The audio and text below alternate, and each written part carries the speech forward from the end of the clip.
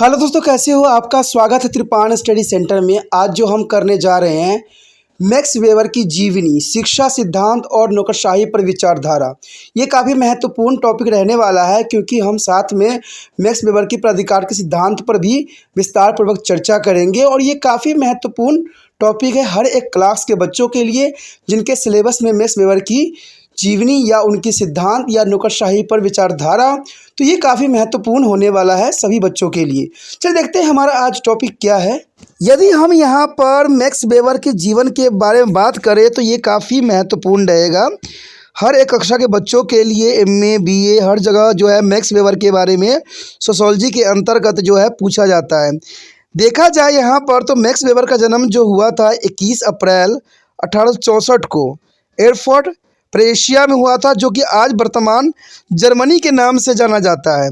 यानी जर्मनी वो देश है जहाँ पर मैक्स वेबर जैसे बहुत बड़े थिंकर्स का जो है जन्म हुआ था। उन्होंने कार्ल मार्क्स और एडमिन दुर्खिम के साथ समाजशास्त्र के 3 स्थापक में से एक माने जाते हैं।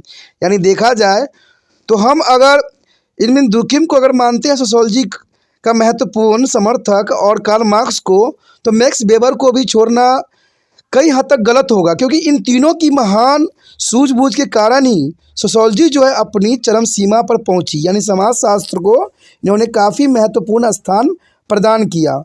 उनका पाठ the prostate ethics and the prostate of capitalism समाजशास्त्र में एक स्थापक पाठ माना जाता है, जो कि काफ़ी महत्वपूर्ण है। देखा जाए तो इन तीनों का जो कंट्रीब्यूशन थी समाजशास्त्र में वो काफ़ी सराहनीय थी, काफ़ी महत्वपूर्ण थे, जिसके कारण सोशियोलॉजी जो है हर क्षेत्र में अपना महत्वपूर्ण स्थान रखता है। यदि हम आगे बात करें तो मैक्स वेबर के आरंभिक जीवन और शिक्षाओं पर प्रकाश डालें तो ये काफ़ी महत्वपूर्ण रहेगा। देखा जाए तो वेबर को पिता सार्वजनिक जीवन में बहुत शामिल थे। यानी देखा जाए तो ये काफ़ी महत्वपूर्ण बात है कि वेबर के पिता जो थे उनके सार्वजनिक जीवन में उनका प्रभाव सबसे अधिक वेबर पर पड़ा, और इससे उनका घर लगातार राजनीतिक और शिक्षा दोनों में डूबा हुआ था, क्योंकि इनके पिता जो थे राजनीतिक के इर्द गिर्द इनकी पूरी गतिविधियां होती थी, जिनके कारण इसका प्रभाव मैक्स वेबर पर जो है पड़ती थी। इसी के कारण देखा जाए तो सार्वजनिक जीवन जो थी इनके जीवन में राजनीतिक और शिक्षा दोनों में ही काफ़ी रुचि बन गई थी। वेबर और उनके भाई इस वैदिक माहौल में काफ़ी फले फूले और 1882 में उन्होंने जो है हिडवर्ग विश्वविद्यालय में दाखिला लिया, लेकिन 2 साल बाद स्टर्बर्ग में अपनी सैन्य सेवा के वर्ष को पूरा करने के लिए छोड़ दिया। सेना से अपनी रिहाई के बाद रिटायरमेंट के बाद वेबर ने बर्लिन विश्वविद्यालय में अपनी पढ़ाई पूरी की। यानी वो समय काल था जहाँ पर उन्होंने सेना को जो है अलविदा कह के उन्होंने अपनी आगे का एजुकेशन जो है बर्लिन विश्वविद्यालय में अपनी पढ़ाई पूरी करना किया, और 1889 में डॉक्टरेट की उपाधि प्राप्त किए और बर्लिन विश्वविद्यालय के संकाय में शामिल हो गए। सरकार के लिए व्याख्यान और परामर्श भी देने का कार्य इनका हो गया। यानी देखा जाए जब उन्होंने डॉक्टरेट की जो है उपाधि धारण किया, उसके बाद वो बर्लिन विश्वविद्यालय के संकाय में शामिल हो गए और सरकार के लिए वो जो थे एक व्याख्यान और परामर्शदाता के रूप में विख्यात हुए। तो ये इनकी जो है शुरुआती जो है जीवन का एक झलक है। चलिए देखते हैं आगे क्या है। आगे यदि बात हम करें तो कहते हैं मैक्स वेबर की अगर करियर की बात करें तो बहुत ही उतार चढ़ाव से जो है इनका करियर का जो है शुरुआत हुआ। देखा जाए तो 1894 में वेबर के हिडवर्ग विश्वविद्यालय में अर्थशास्त्र का प्रोफेसर नियुक्त किया गया, और फिर इनको जो है 1896 में हिडवर्ग विश्वविद्यालय में वही पद दिया गया। उस समय उनका शोध मुख्य रूप से अर्थशास्त्र और कानून इतिहास पर केंद्रित था। यानी देखा जाए तो उनका सबसे बड़ी महत्वपूर्ण बात थी कि उस समय वो अर्थशास्त्र से जुड़े हुए थे और अर्थशास्त्र के प्रोफेसर भी थे। उन्हें समाजशास्त्र का कहीं भी कोई भी ज्ञान उस समय नहीं था। उनका सारा के सारा जो शोध थी वो अर्थशास्त्र और कानूनी इतिहास पर केंद्रित था। उनको सोशियोलॉजी से काफ़ी दूर उन्होंने अपने आप को रखा हुआ था। देखा जाए तो 1897 में वेबर के पिता की मृत्यु के 2 महीने बाद एक गंभीर झगड़ा हुआ जो कभी हल नहीं हुआ। यानी वो समय काल था जहाँ पर मैक्स वेबर को बहुत ही कठिनाइयों का सामना करना पड़ा। वेबर अवसाद और घबराहट और अनिद्रा से ग्रस्त हो गए। यानी ये समय उनके जीवन का सबसे दुखमय पल था, जिसके लिए वो प्रोफेसर के रूप में अपने कर्तव्य को पूरा करना काफ़ी मुश्किल हो गया था। और इस प्रकार उन्होंने अपने शिक्षण को कम करने के लिए मजबूत होना पड़ा और अंततः 1899 के अंत में इन्होंने इस कार्य को छोड़ दिया। 5 साल तक उन्होंने रुक रुक कर जो है स्थापित रूप दिया गया। यानी देखा जाए तो 5 साल तक उन्होंने जो है अपने जीवन को रुक रुक के जो है आगे बढ़ाए। यात्रा करके ऐसे चक्रों को तोड़ने का प्रयास के बाद अचानक पुनरावृत्ति का सामना करना पड़ा। यानी उन्होंने बहुत क्षेत्रों को यात्रा किया, जाना समझा और उसके बाद जो है पूर्व उन्होंने जो है अपना कार्य आरंभ कर दिया। आखिरकार उन्होंने जो है 1903 के अंत में अपनी प्रोफेसर पद से इस्तीफ़ा दे दिया, क्योंकि ये समय काफ़ी महत्वपूर्ण थी, क्योंकि उन्होंने आगे कुछ और ही करना था। इसलिए उन्होंने 1903 में जो है अपनी प्रोफेसर पद से इस्तीफ़ा दे दिया। इसके अलावा देखा जाए तो 1903 में एक और घटना घटी, जो कि थी weber वाइकल्स for social science and social welfare के एसोसिएट एडिटर बने।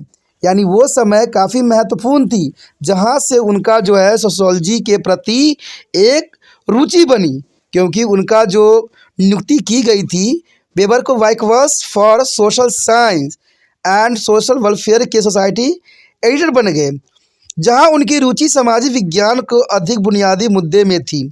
जल्द ही वेबर ने इस पत्रिका में अपने कुछ पेपर प्रकाशित करना शुरू कर दिया। यानी यहीं से जो है इनका शुरुआती जो है दौड़ शुरू हुई समाजशास्त्र के लिए। विशेष रूप से उनका निबंध the protestant ethic and spirit of capitalism, जो उनका सबसे प्रसिद्ध काम बन गया और बाद में एक पुस्तक के रूप में भी प्रकाशित हुआ। यानी देखा जाए जो उन्होंने प्रकाशित अपने पत्रिका में की, आगे चल के जो है ये बुक का रूप धारण किया, जिसमें समाज के बारे में बहुत ही महत्वपूर्ण मुद्दे को सम्मिलित किया गया था। 1909 में वेबर ने जर्मन सोशोलॉजिकल एसोसिएशन की स्थापना की और इसके बाद जो है कोष अध्यक्ष के रूप में कार्य किया। यानी देखा जाए तो 1909 काफ़ी महत्वपूर्ण समय थी, जहां पर उनको जो है कोष अध्यक्ष के रूप में कार्यभार संभालना पड़ा।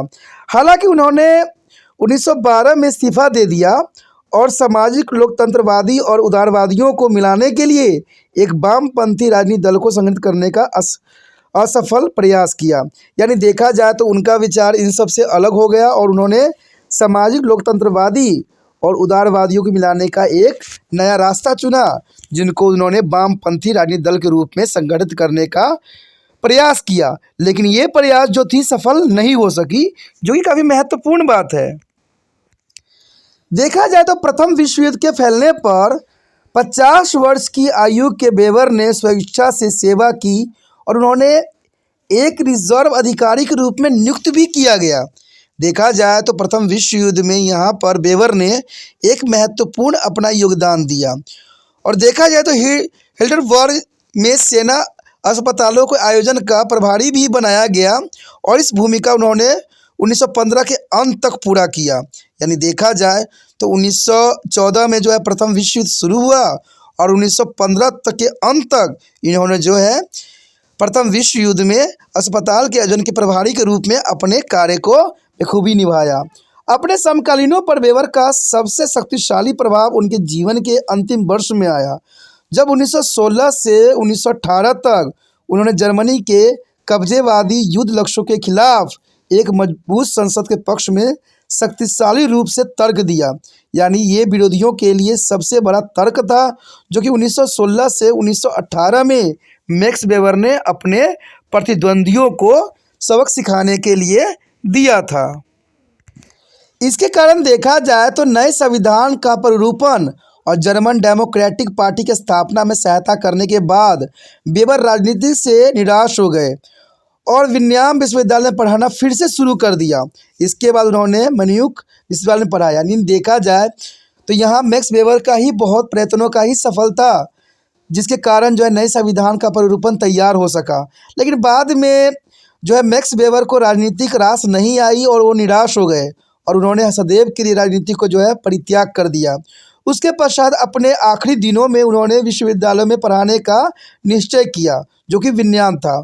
उसके बाद उन्होंने मन्युक्स विश्वविद्यालय में भी पढ़ाया, जो कि काफ़ी महत्वपूर्ण था। देखा जाए तो 14 जून 1920 को वेबर की मृत्यु हो गई और सदैव के लिए जो है एक महान व्यक्ति का जो है अंत हुआ। तो कहते हैं मैक्स वेबर की यहाँ पर कंट्रीब्यूशन जो थी सोशियोलॉजी में काफ़ी महत्वपूर्ण थी, लेकिन इनके जीवन में भी उतार चढ़ाव सदैव देखने को मिला। कभी भी ये स्थिर नहीं रह सके और जीवन के उस उतार चढ़ाव ने इनको बहुत कुछ सिखाया और इन्होंने समाजशास्त्र के लिए बहुत ही काफ़ी महत्वपूर्ण अपना योगदान दिया। मैक्स वेबर की नौकरशाही पर क्या आदर्श थे, यानी ये काफ़ी महत्वपूर्ण रहेगा कि मैक्स वेबर ने नौकरशाही यानी ब्यूरोक्रेसी पर अपने क्या विचारधारा रखा और नौकरशाही होती क्या है, यहाँ पर हम विस्तारपूर्वक चर्चा करेंगे और जानेंगे।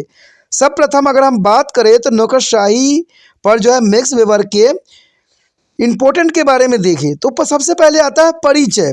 देखिए, नौकरशाही शब्द जो है मैक्स वेबर के लेख के साथ नहीं आया है, यानी हम ये बात कहें कि नौकरशाही जो है मैक्स वेबर का देन है तो ये नहीं है। नौकरशाही देखा जाए क्योंकि यह शब्द पहली बार 1745 में देखा गया था, यानी मैक्स वेबर ने सिर्फ इसका प्रयोग किया था और इसको हम नौकरशाही को मैक्स वेबर का जनक नहीं कह सकते, क्योंकि मैक्स वेबर से पहले ही इस शब्द का उपयोग किया जा चुका था। लेकिन इस तथ्य के बारे में स्पष्ट होना चाहिए कि मैक्स वेबर का नाम नौकरशाही के पर्याप्त है और उन्हें एक अद्वितीय स्थान भी प्राप्त है। लेकिन इस बात से भी हम इनकार नहीं कर सकते कि मैक्स वेबर का जो है नौकरशाही के प्रति काफ़ी आदर्शमय बताया गया है। यानी बेशकली नौकरशाही जो है मैक्स वेबर का देन नहीं है, लेकिन ये बात से को भी हम जो है इनकार नहीं कर सकते कि नौकरशाही पर उन्होंने अद्वितीय स्थान प्राप्त है। और सामाजिक विज्ञान की आकाशगंगा जिन्होंने नौकरशाही का अवधारणा समझने का प्रयास किया, यानी मैक्स वेबर ही ऐसे व्यक्ति थे जिन्होंने जो है नौकरशाही को एक गगनचुंबी बना दिया। यानी इस पे जो है उन्होंने विस्तार पूर्वक अपने विचार रखे और इसमें समाज विज्ञान की आकाशगंगा बताया गया है, जिसको नौकरशाही की अवधारणा को उन्होंने समझाया। इन्होंने नौकरशाही पर हर बातों को अपना रखा और समझाया और नौकरशाही का एक आदर्श में बनाने में महत्वपूर्ण योगदान दिया। नौकरशाही पर शास्त्रीय लेखन कार्ल मार्क्स और मैक्स वेबर और रॉबर्ट मिशेल और गैंटोनो मार्क्स से आया है। यानी देखा जाए तो यहाँ पर नौकरशाही पर बहुत से शास्त्रियों ने अपने जो है विचारधारा रखा। कहते हैं मैक्स वेबर ने तो रखा ही रखा, और इवन देखें तो Karl Marx, Max Weber, Robert Michel और गैंटोनो मार्क्स का भी महत्वपूर्ण स्थान आता है। हालांकि नौकरशाही की व्यवस्थित अध्ययन मैक्स वेबर के साथ शुरू हुआ। यानी मैक्स वेबर को देखा जाए तो नौकरशाही पे अपना सब प्रथम विचार मैक्स वेबर का ही देन था, इसलिए मैक्स वेबर को ही नौकरशाही का जो है उत्पत्तिक माना जा सकता है। तो ये काफ़ी महत्वपूर्ण बात यहाँ आता है। नौकरशाही पर मैक्स वेबर का आदर्श और नौकरशाही देखा जाए तो ये काफ़ी महत्वपूर्ण पॉइंट होने वाला है, क्योंकि नौकरशाही पर मैक्स वेबर का अपना विचारधारा। कहते हैं मैक्स वेबर ने नौकरशाही को अपने सूत्रीकरण को आदर्श प्रकार की नौकरशाही कहा। यानी देखा जाए तो मैक्स वेबर ने सूत्रीकरण को ही आदर्श नौकरशाही कहा। यह आदर्श यह दर्शाता है कि नौकरशाही का उनका सूत्रीकरण सबसे अच्छा है, जिसे पूर्ण रूप से लागू नहीं किया जा सकता। यानी नौकरशाही का जो सूत्रीकरण यहाँ मैक्स वेबर ने बताई, उनको पुण्य लागू करना संभव नहीं था। इसलिए कई लोगों ने उनके सूत्रीकरण को यूटोपिया कहा। यानी बहुत से लोगों ने इनकार किया और उनको चिढ़ाने के लिए यूटोपिया का नाम दिया। उन्होंने रोमन समाजशास्त्र के उत्थान से लेकर पतन तक का विश्लेषण करने के बाद आदर्श प्रकार की नौकरशाही का निर्माण किया। तो देखा जाए तो मैक्स वेबर की यहाँ पर काफ़ी महत्वपूर्ण योगदान थी, लेकिन देखा जाए तो आलोचकों की कमी नहीं थी। कई आलोचकों ने इनके नौकरशाही के जो थ्योरी थी उनको नकारा भी और उनको जो है इस सूत्रीकरण की प्रक्रिया को यूटोपिया का नाम दिया। लेकिन फिर भी देखा जाए तो नौकरशाही पर मैक्स वेबर ने काफ़ी महत्वपूर्ण अपना विचारधारा रखा। मैक्स वेबर के अनुसार नौकरशाही नियुक्ति अधिकारियों का एक प्रशासनिक निकाय है। यानी मैक्स वेबर ने इस बात को साफ किया कि नौकरशाही जो है नियुक्ति अधिकारियों का एक प्रशासनिक निकाय है।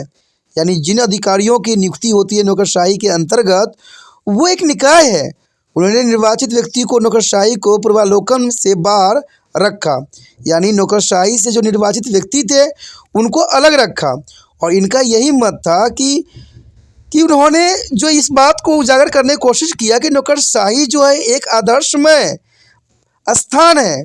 इसलिए देखा जाए तो मोहिता भट्टाचार्य ठीक ही लिखते हैं कि वेबरियन सूत्रीकरण में नौकरशाही को एक सिविल सेवा के साथ भ्रमित नहीं किया जाना चाहिए। यानी हम ये सोचते हैं कि नौकरशाही का मतलब जो है सिविल सेवाएं होती है, लेकिन यहाँ पर जो मोहित भट्टाचार्य ने साफ शब्दों में कहा कि वेबरियन जो है सूत्रीकरण में नौकरशाही को सिविल सेवा का साथ भ्रमित नहीं किया जाना चाहिए। वेबरियन सूत्रीकरण का मतलब होता है कि वेबर का सूत्रीकरण, यानी वेबर का सूत्रीकरण जो किया गया था, वेबर ने किया था, उसको नौकरशाही को सिविल सेवाओं के साथ भ्रमित न किया जाए। मैक्स वेबर की आदर्श प्रकार की नौकरशाही को समझने के लिए पहले प्राधिकरण के सिद्धांतों को समझना काफ़ी महत्वपूर्ण होगा, क्योंकि प्राधिकरण के सिद्धांत समझिएगा तभी जो है नौकरशाही के बारे में और भी विस्तार पूर्वक जो है आपको नॉलेज आएगी। तो चलिए देखते हैं प्राधिकरण के सिद्धांत क्या थे। अब देखिए यहाँ पर प्राधिकार का सिद्धांत यानी काफ़ी महत्वपूर्ण है। प्राधिकार का सिद्धांत काफ़ी महत्वपूर्ण था मैक्स वेबर का। इसके अंतर्गत देखा जाए तो प्राधिकार, शक्ति और नियंत्रण, ये तीन बातों की तरफ जो है मैक्स वेबर ने प्रायोरिटी दी। यानी प्राधिकरण के सिद्धांत के अंतर्गत प्राधिकार, शक्ति और नियंत्रण। मैक्स वेबर के लिए अधिकार, शक्ति और नियंत्रण एक दूसरे से भिन्न थे, क्योंकि मैक्स वेबर ने इसको भिन्न ही रखा। उनके अनुसार यदि कोई सामाजिक रिश्तों में प्रतिरोध के बावजूद अपनी इच्छा थोपने में सफल हो जाता है, तभी यह कहा जा सकता है कि उस व्यक्ति के पास शक्ति है। यानी शक्ति का इन्होंने साफ शब्दों में ये डेफिनेशन दिया कि अपनी इच्छा को दूसरे व्यक्ति पर अगर हम थोपने में सफल होते हैं तो उसे हम शक्ति कहेंगे, क्योंकि उस व्यक्ति का शक्ति ही था जिसके कारण हम अपने विचारों को दूसरे व्यक्ति को मानने में के लिए मजबूर कर दिए। और यदि शक्ति का प्रयोग नियंत्रण हो जाता है तो इसे आदर्श की सत्तावादी शक्ति कहा जा सकता है।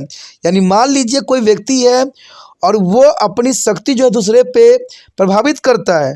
अगर दूसरे को प्रभावित करेगा तो जर्नल सी बात है, वो आदेश अपने आदर्शों को उसके मनवाने के लिए भी प्रयत्नशील रहेगा। वेबर के लिए अधिकार आदर्श की सत्तावादी शक्ति के समान नहीं था, लेकिन वेबर यहाँ पर अधिकार को सिर्फ आदेश की सत्तावादी शक्ति के रूप में ही रखे, जो काफ़ी महत्वपूर्ण बात थी। यहाँ पर यदि हम देखें तो प्राधिकरण के 5 घटक जो कि मैक्स वेबर का देन था, काफ़ी महत्वपूर्ण था।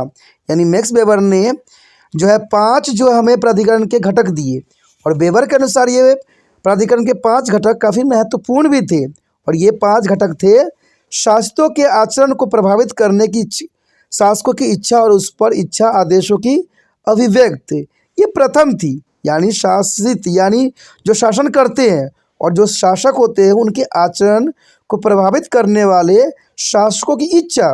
देखिए, कोई व्यक्ति अगर कहीं शासन करता है तो वहाँ पर सबसे महत्वपूर्ण बात होती है उसकी इच्छाएं। जैसी उसकी इच्छाएं होगी उसी प्रकार से शासन चलाएगा। लेकिन यहाँ पर मैक्स वेबर इस बात को खंडित करता है। मैक्स वेबर कहते हैं कि कोई भी शासक अगर होता है तो उस समय उसकी नहीं अपनी इच्छाओं को त्याग करके उसको सार्वजनिक इच्छाओं को ध्यान रखने की ज़रूरत है। यानी शासितों के आचरण को प्रभावित करने की शासकों की इच्छा और उससे इच्छा का आदर्श को अभिव्यक्त करना, ये प्रथम बात थी। दूसरी प्राधिकरण की जो घटक थी वो थी आदेश को वस्तुनिष्ठ डिग्री के संदर्भ में शासकों के प्रभाव का साक्ष्य होना। यानी देखा जाए तो जो शासक होते हैं अपनी डिग्री यानी अपना जो वर्चस्व है उसको किस प्रकार के जो है निर्वाह करते हैं, इस बात को जो है मैक्स वेबर ने दूसरे घटक के रूप में सम्मिलित किया।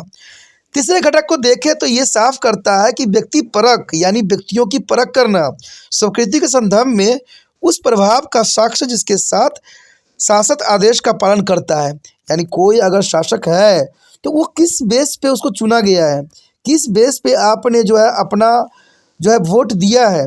तो इस बात को जो है मैक्स वेबर साफ शब्दों में बताना चाहते हैं, और यही उनका 5वां जो है तीसरा घटक है जो काफ़ी महत्वपूर्ण है। देखा जाए तो वेबर के अनुसार प्रभुत्व या अधिकार का प्रयोग शासन कहलाता है। ये वेबर का कहना था कि प्रभुत्व या अधिकार का प्रयोग शासन कहलाएगा, जबकि अन्य ये कहते हैं कि शासन सेवा या कर्तव्य पालन होता है। ये देखा जाए तो मैक्स वेबर का प्राधिकरण के अंतर्गत चौथा पॉइंट है, जिसके अंतर्गत उन्होंने साफ शब्दों में ये बात कही कि प्रभुता या अधिकार का प्रयोग शासन कहलाता है। देखिए, प्रभुता यानी हेजमनी, किसी व्यक्ति का किसी चीज़ पे प्रभुता होता है और उसका अधिकार होता है तो वही शासन कहलाता है। लेकिन अगले थिंकनर्स ने इस बात को गलत साबित किया, जबकि अन्य का ये कहना था कि शासन सेवा या कर्तव्य पालन है, यानी शासन एक तरह का सेवा है और कर्तव्य पालन का एक बहुत बड़ा गर है। चलिए, ये बात भी कोई गलत नहीं है, क्योंकि शासन सेवा और कर्तव्य के पालन कराता है। लेकिन मैक्स वेबर भी ने भी कोई गलत नहीं बताया। मैक्स वेबर ने ये बात साफ किया कि प्रभुता या अधिकार का प्रयोग सिर्फ शासन वाले ही करते हैं, और ये बात सत्य है कि जिनके पास जो है शासन करने वाले के पास सारी शक्तियाँ आ जाती हैं और तब जाके वो अपनी मनमानी चलाने लग जाते हैं, तो वो उनकी प्रभुता होती है और वो उनका अधिकार भी हो जाता है जो शासन के अंतर्गत होता है। एक प्राधिकार तब तक मौजूद रहता है जब तक उसे शास्त्रों द्वारा वैध माना जाता है। ये उनकी पांचवी जो थी घटक थी कि एक प्राधिकार तब तक मौजूद रहता है जब तक उसे शास्त्रों द्वारा वैधित माना जाता है, यानी जो शासन करता है उसको वैधित किया जाए। यानी जब तक मान लीजिए कोई शासन करता है, अगर जनता उसको नहीं प्रायोरिटी देती, जनता उसको नहीं मानती है, तो उस शासक का कोई अर्थ नहीं रह जाता है।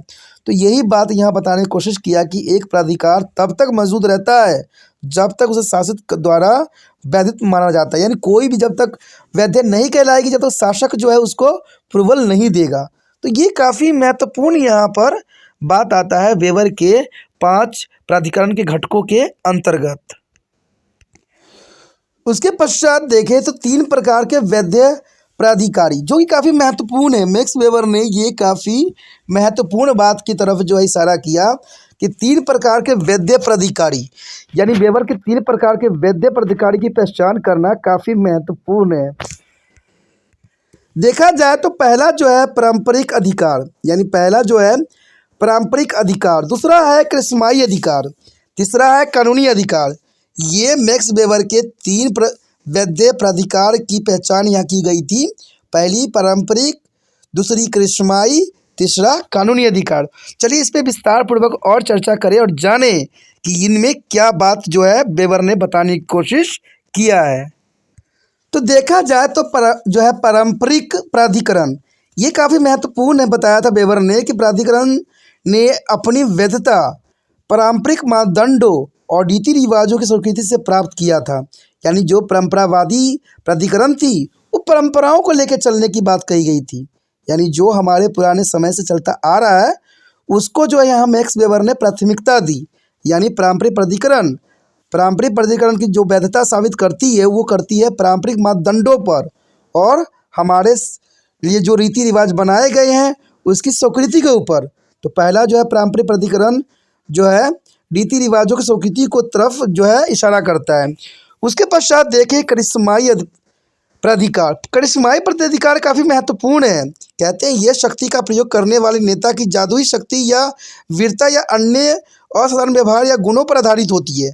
आपने देखा ही होगा कि राजनीति में कुछ व्यक्तियों की इतनी प्रभाव होता है जिसको हम भुला नहीं सकते।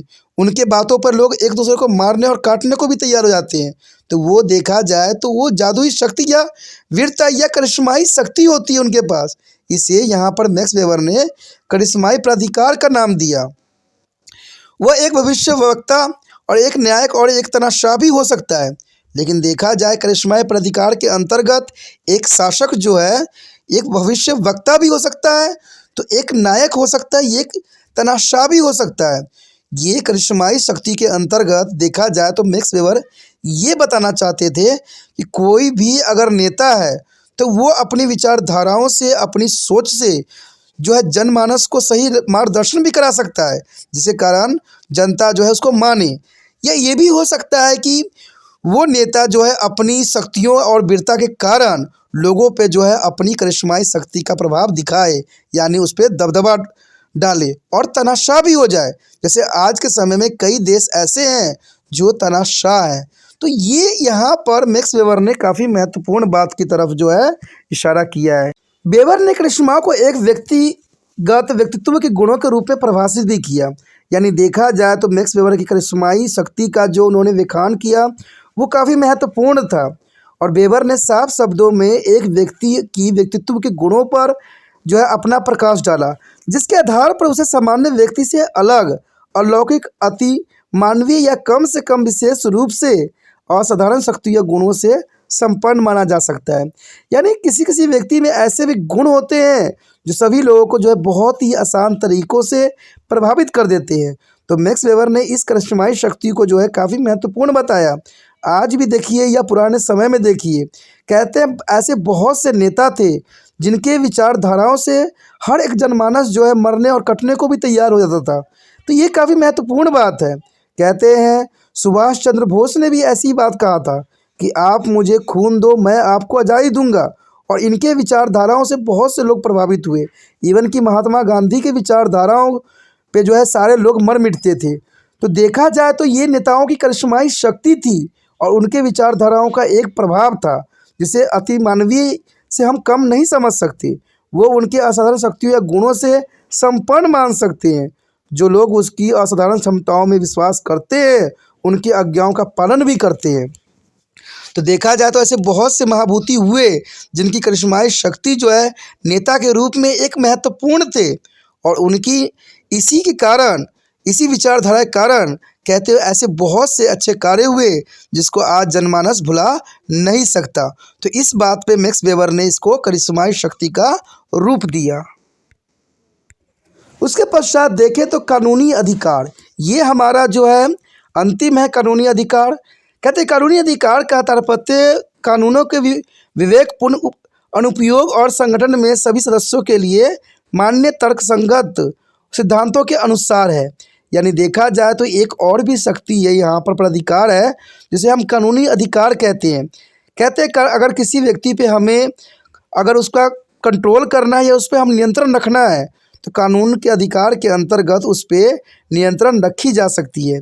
यानी उसके विवेकपूर्ण अनुप्रयोग और संगठन में सभी सदस्यों के लिए मान्य तर्कसंगत सिद्धांतों के अनुसार पालन करने की ज़रूरत होती है। तो यहाँ पर मैक्स वेबर ने जो 3 बातों की तरफ अनुसरण करवाई वो काफ़ी महत्वपूर्ण है। नौकरशाही का मॉडल, वेबर की आदर्श प्रकार की नौकरशाही। तो ये काफ़ी महत्वपूर्ण टॉपिक होने वाला है कि मैक्स वेबर की देखा जाए तो नौकरशाही की क्या मॉडल थी। देखा जाए तो वेबर का मानना था कि तीनों प्रकार की सत्ता जब तक वैध है जब तक कि शासक उन्हें स्वीकार करता है। तो ये बात तो सही है जिसके बारे में हमने जो चर्चा किया है कि 3 प्रकार की सत्ता तभी तक वैध है यानी लाजमी है जब तक वो शासित वर्ग उनको स्वीकार करते हैं। और ये बात कहीं हद तक जो है मैक्स वेबर ने सही कहा है। कहते हैं अगर हम रूल रेगुलेशन को मानते हैं तभी तक उसका जो है महत्व भी रहता है और वैध भी रहती है। अगर हम किसी चीज़ को ना माने, उसको हम ना अमल में लाए तो उसका कोई अर्थ नहीं रह जाता है। कहते हैं सरकार तो हर तरह के रूल रेगुलेशन बनाते हैं लेकिन चलना सिर्फ आम व्यक्तियों को ही होता है। तो यही बात जो है यहाँ वेबर कहना चाहते हैं कि तीनों प्रकार की सत्ता का तब तक वैध माना जा सकता है जब तक शासित उन्हें स्वीकार करते हैं। सत्ता वैधता रखना बंद कर देती है जब शासक अवैध काम करते हैं। यानी जर्नल सी बात है, सत्ता वैधता रखना तब बंद करती है जब शासक अवैध काम करने लग जाते हैं। यानी शासक जो है गलत काम करने लग जाते हैं तब ये चीज़ें जो होती है, जो मॉडल होती है, वो सारे के सारे धरे के धरे रह जाते हैं और इसका प्रभाव हमें देखने को भी नहीं मिलता है। क्योंकि देखा जाए तो जो सत्ताधारी होता है और जिन पे उपयोग करना है वो दोनों को ही जो है सही रूल रेगुलेशन से उसको पालन करने की आवश्यकता है। देखा जाए तो परंपरा की अनदेखी भी किया जा सकता है और करिश्मा खो भी देते हैं। कई व्यक्तियों के गलत कार्यों के कारण जो है वो अपनी करिश्माई शक्ति भी खो देते हैं क्योंकि लोगों का जो है उनसे मन हट जाता है। ये काफ़ी महत्वपूर्ण बात यहाँ पर मैक्स वेबर ने बात बताई कि परंपरा की अनदेखी करते हैं और करिश्माई शक्ति जो है खो देते हैं। 3 प्रकार के प्राधिकारों में से वेबर ने कानूनी प्रकार के प्राधिकारी को प्राथमिकता दी क्योंकि इसमें तर्कसंगता अंतर्निहितता थी। उनका कहना है कि कानूनी प्राधिकार आधुनिक सरकार के लिए उपयुक्त है। देखा जाए तो मैक्स वेबर की बात कहीं हद तक सही भी थी, क्योंकि हम जितने भी बात यहाँ पर 3 तरह की बात प्राधिकार की बात किए, उनमें देखा जाए तो मैक्स वेबर ने जो है कानूनी प्राधिकार को जो है काफ़ी तर्कसंगत बनाया, क्योंकि उनका मानना ये था कि आधुनिक युग में जो है कानूनी प्राधिकार काफ़ी महत्वपूर्ण रहेगी और इसका जो है काफ़ी प्रभाव भी देखने को मिल सकता है। तो यहाँ पर नौकरशाही के मॉडल के ऊपर जो है मैक्स वेबर के महत्वपूर्ण विचारधारा रखा गया था। यदि इन्हीं पॉइंटों की तरफ अगर बात करें तो वेबर ने अपनी आदर्श प्रकार की नौकरशाही को कानूनी तरसंगता को ध्यान में रखते हुए डिज़ाइन किया। यानी मैक्स वेबर जो थे दूरदर्शी थे और उन्होंने इस बात को समझ लिया था कि जो नौकरशाही में जो आदर्श वो रखने जा रहे हैं उनको कानूनी तरसंगता देना काफ़ी महत्वपूर्ण है। इसलिए इन्होंने जो है कानूनी तरसंगता का ध्यान में रखते हुए जो है अपने आदर्शों को जो है उन्होंने डिज़ाइन किया। इस प्रणाली को तरसंगता कहा जाता है क्योंकि इसमें कुछ विशिष्ट लक्ष्य को प्राप्त करने के लिए साधन स्पष्ट रूप से डिजाइन किए जाते हैं। यानी देखा जाए तो यहाँ मैक्स वेबर ने जो यहाँ अपनी मॉडल बनाई थी वेबरेरियन मॉडल, वो काफ़ी महत्वपूर्ण थी क्योंकि इसमें उन्होंने तर्कसंगता का भी विशेष ध्यान दिया। उनका लक्ष्य को प्राप्त करने की पूरे साधनों को स्पष्ट रूप से इन्होंने जो है डिज़ाइन की कि हम लक्ष्य प्राप्त करने में कौन कौन से साधनों का हम उपयोग कर सकते हैं। देखा जाए तो ये कानूनी है क्योंकि प्राधिकार का प्रयोग नियमों और प्रक्रियाओं की एक प्रणाली के माध्यम से किया जाता है। ये बात काफ़ी महत्वपूर्ण यहाँ पर मैक्स वेबर ने बताया कि ये कानून है। कानून देखिए सबके लिए बराबर होता है और इसी बात को मैक्स वेबर ने यहाँ दर्शाने की कोशिश की कि कानूनी है क्योंकि प्राधिकार का प्रयोग नियमों और प्रक्रियाओं को एक प्रणाली के माध्यम से समझा जा सकता है, किया जा सकता है। देखा जाए तो नौकरशाही के उनके मॉडल को वेबरियन मॉडल ऑफ ब्यूरोक्रेसी के नाम से भी जाना जाता है। यानी जो इन्होंने मॉडल बनाया ये काफ़ी महत्वपूर्ण था और आगे चल के इसको जो है वेबरियन मॉडल ऑफ ब्यूरोक्रेसी के नाम से जाना जाता है, जो काफ़ी महत्वपूर्ण है। यदि इन बातों को अगर हम संक्षिप्त में देखें तो कहते हैं वेबर ने कभी भी नौकरशाही को परिभाषित नहीं किया। ये उनकी सबसे महत्वपूर्ण बात थी कि वेबर ने कभी भी नौकरशाही यानी ब्यूरोक्रेसी को परिभाषित नहीं किया। उन्होंने केवल उनकी विशेषताओं का वर्णन किया। उनके लिए नौकरशाही नियुक्ति अधिकारियों का एक प्रशासनिक निकाय थी। तो देखा जाए तो यहाँ पर काफ़ी महत्वपूर्ण बात है। वेबर ने साफ शब्दों में इस बात को कहा कि वेबर ने कभी भी नौकरशाही को परिभाषित नहीं किया है। उन्होंने सिर्फ उसकी विशेषता को रखा है क्योंकि उसी से जो है नियुक्ति प्राधिकारियों का एक प्रशासनिक निकाय तैयार किया जा सकता था। तो यहाँ पर मैक्स वेबर की बात काफ़ी महत्वपूर्ण है। उन्होंने विशेषताओं को जो है विस्तारपूर्वक चर्चा किया। देखा जाए तो आगे इसी बात के ऊपर जो है हमारा पॉइंट आया है कि नौकरशाही का मॉडल आदर्श प्रकार की नौकरशाही या वेबरेरियन नौकरशाही की विशेषताएं। तो जैसे कि आपको पता हो ही गया होगा कि यहाँ पर मैक्स वेबर ने नौकरशाही को परिभाषित न करके इसकी विशेषताओं को ध्यान में रखते हुए जो है अपनी मॉडल तैयार किया। तो सबसे महत्वपूर्ण बात यहाँ पर ये आता है कि मैक्स वेबर की विशेषताएं क्या थी नौकरशाही के अंतर्गत। तो इसी बात को यहाँ पर रखा जा रहा है कि मैक्स वेबर ने बेशकली जो है नौकरशाही को परिभाषित नहीं किया, लेकिन नौकरशाही की विशेषताओं को जो है महत्व रखा। तो आखिर किस बात के ऊपर था? तो यहाँ पर जो है समझने के बाद समझ में आपको आ जाएगा कि आखिर मैक्स वेबर ने इसकी विशेषताओं को ही चर्चा क्यों की। सबसे प्रथम बात देखिए नियमितता। नियमितता का मतलब यही होता है नियम, रूल रेगुलेशन, यानी अधिकारिक काम का नियमित आधार पर किया जाता है। देखिए कोई भी नौकरशाही में हो व्यक्ति, उसका सबसे महत्वपूर्ण बात है कि जो कानून के दायरे में है और जो उसके पहुंच में है उस कार्य को जो है नियमबद्ध तरीक़ों से करना वेबर की सबसे महत्वपूर्ण विशेषताओं में से एक मानी जा सकती है। उसके पश्चात देखें तो संगठितता। संगठितता मतलब होता है सबको संगठित करना। सरकारी कामकाज व्यवस्थित होते हैं। यानी देखा जाए तो आपने देखा होगा कि सरकारी काम जो होते हैं सबके सब व्यवस्थित होते हैं। तो इन कार्यों को करना बहुत ही सरल होता है और यही जो है नौकरशाही या वेबरेरियन की जो मॉडल थी उसकी विशेषता थी कि सारे के सारे बातें जो होंगे संगठित होंगे, सरकारी कामकाज व्यवस्थित होंगे। जर्नल सी बात है, नौकरशाही में सारे कार्य जो होते हैं व्यवस्थित होते हैं, उनका अपना रूल रेगुलेशन होता है। उसके पश्चात देखें तो वेबर ने बताया था कि नियमों पर आधारित, तो ये काफ़ी महत्वपूर्ण बात थी कि नियमों पर आधारित एक प्रशासनिक एजेंसी के कार्य नियमों को लिखित दस्तावेजों पर आधारित होती है। यानी आपको पता ही होगा कि जितने भी सरकारी कार्य होते हैं सारे के सारे लिखित दस्तावेज होते हैं, ठीक है, दस्तावेजों पर आधारित होते हैं।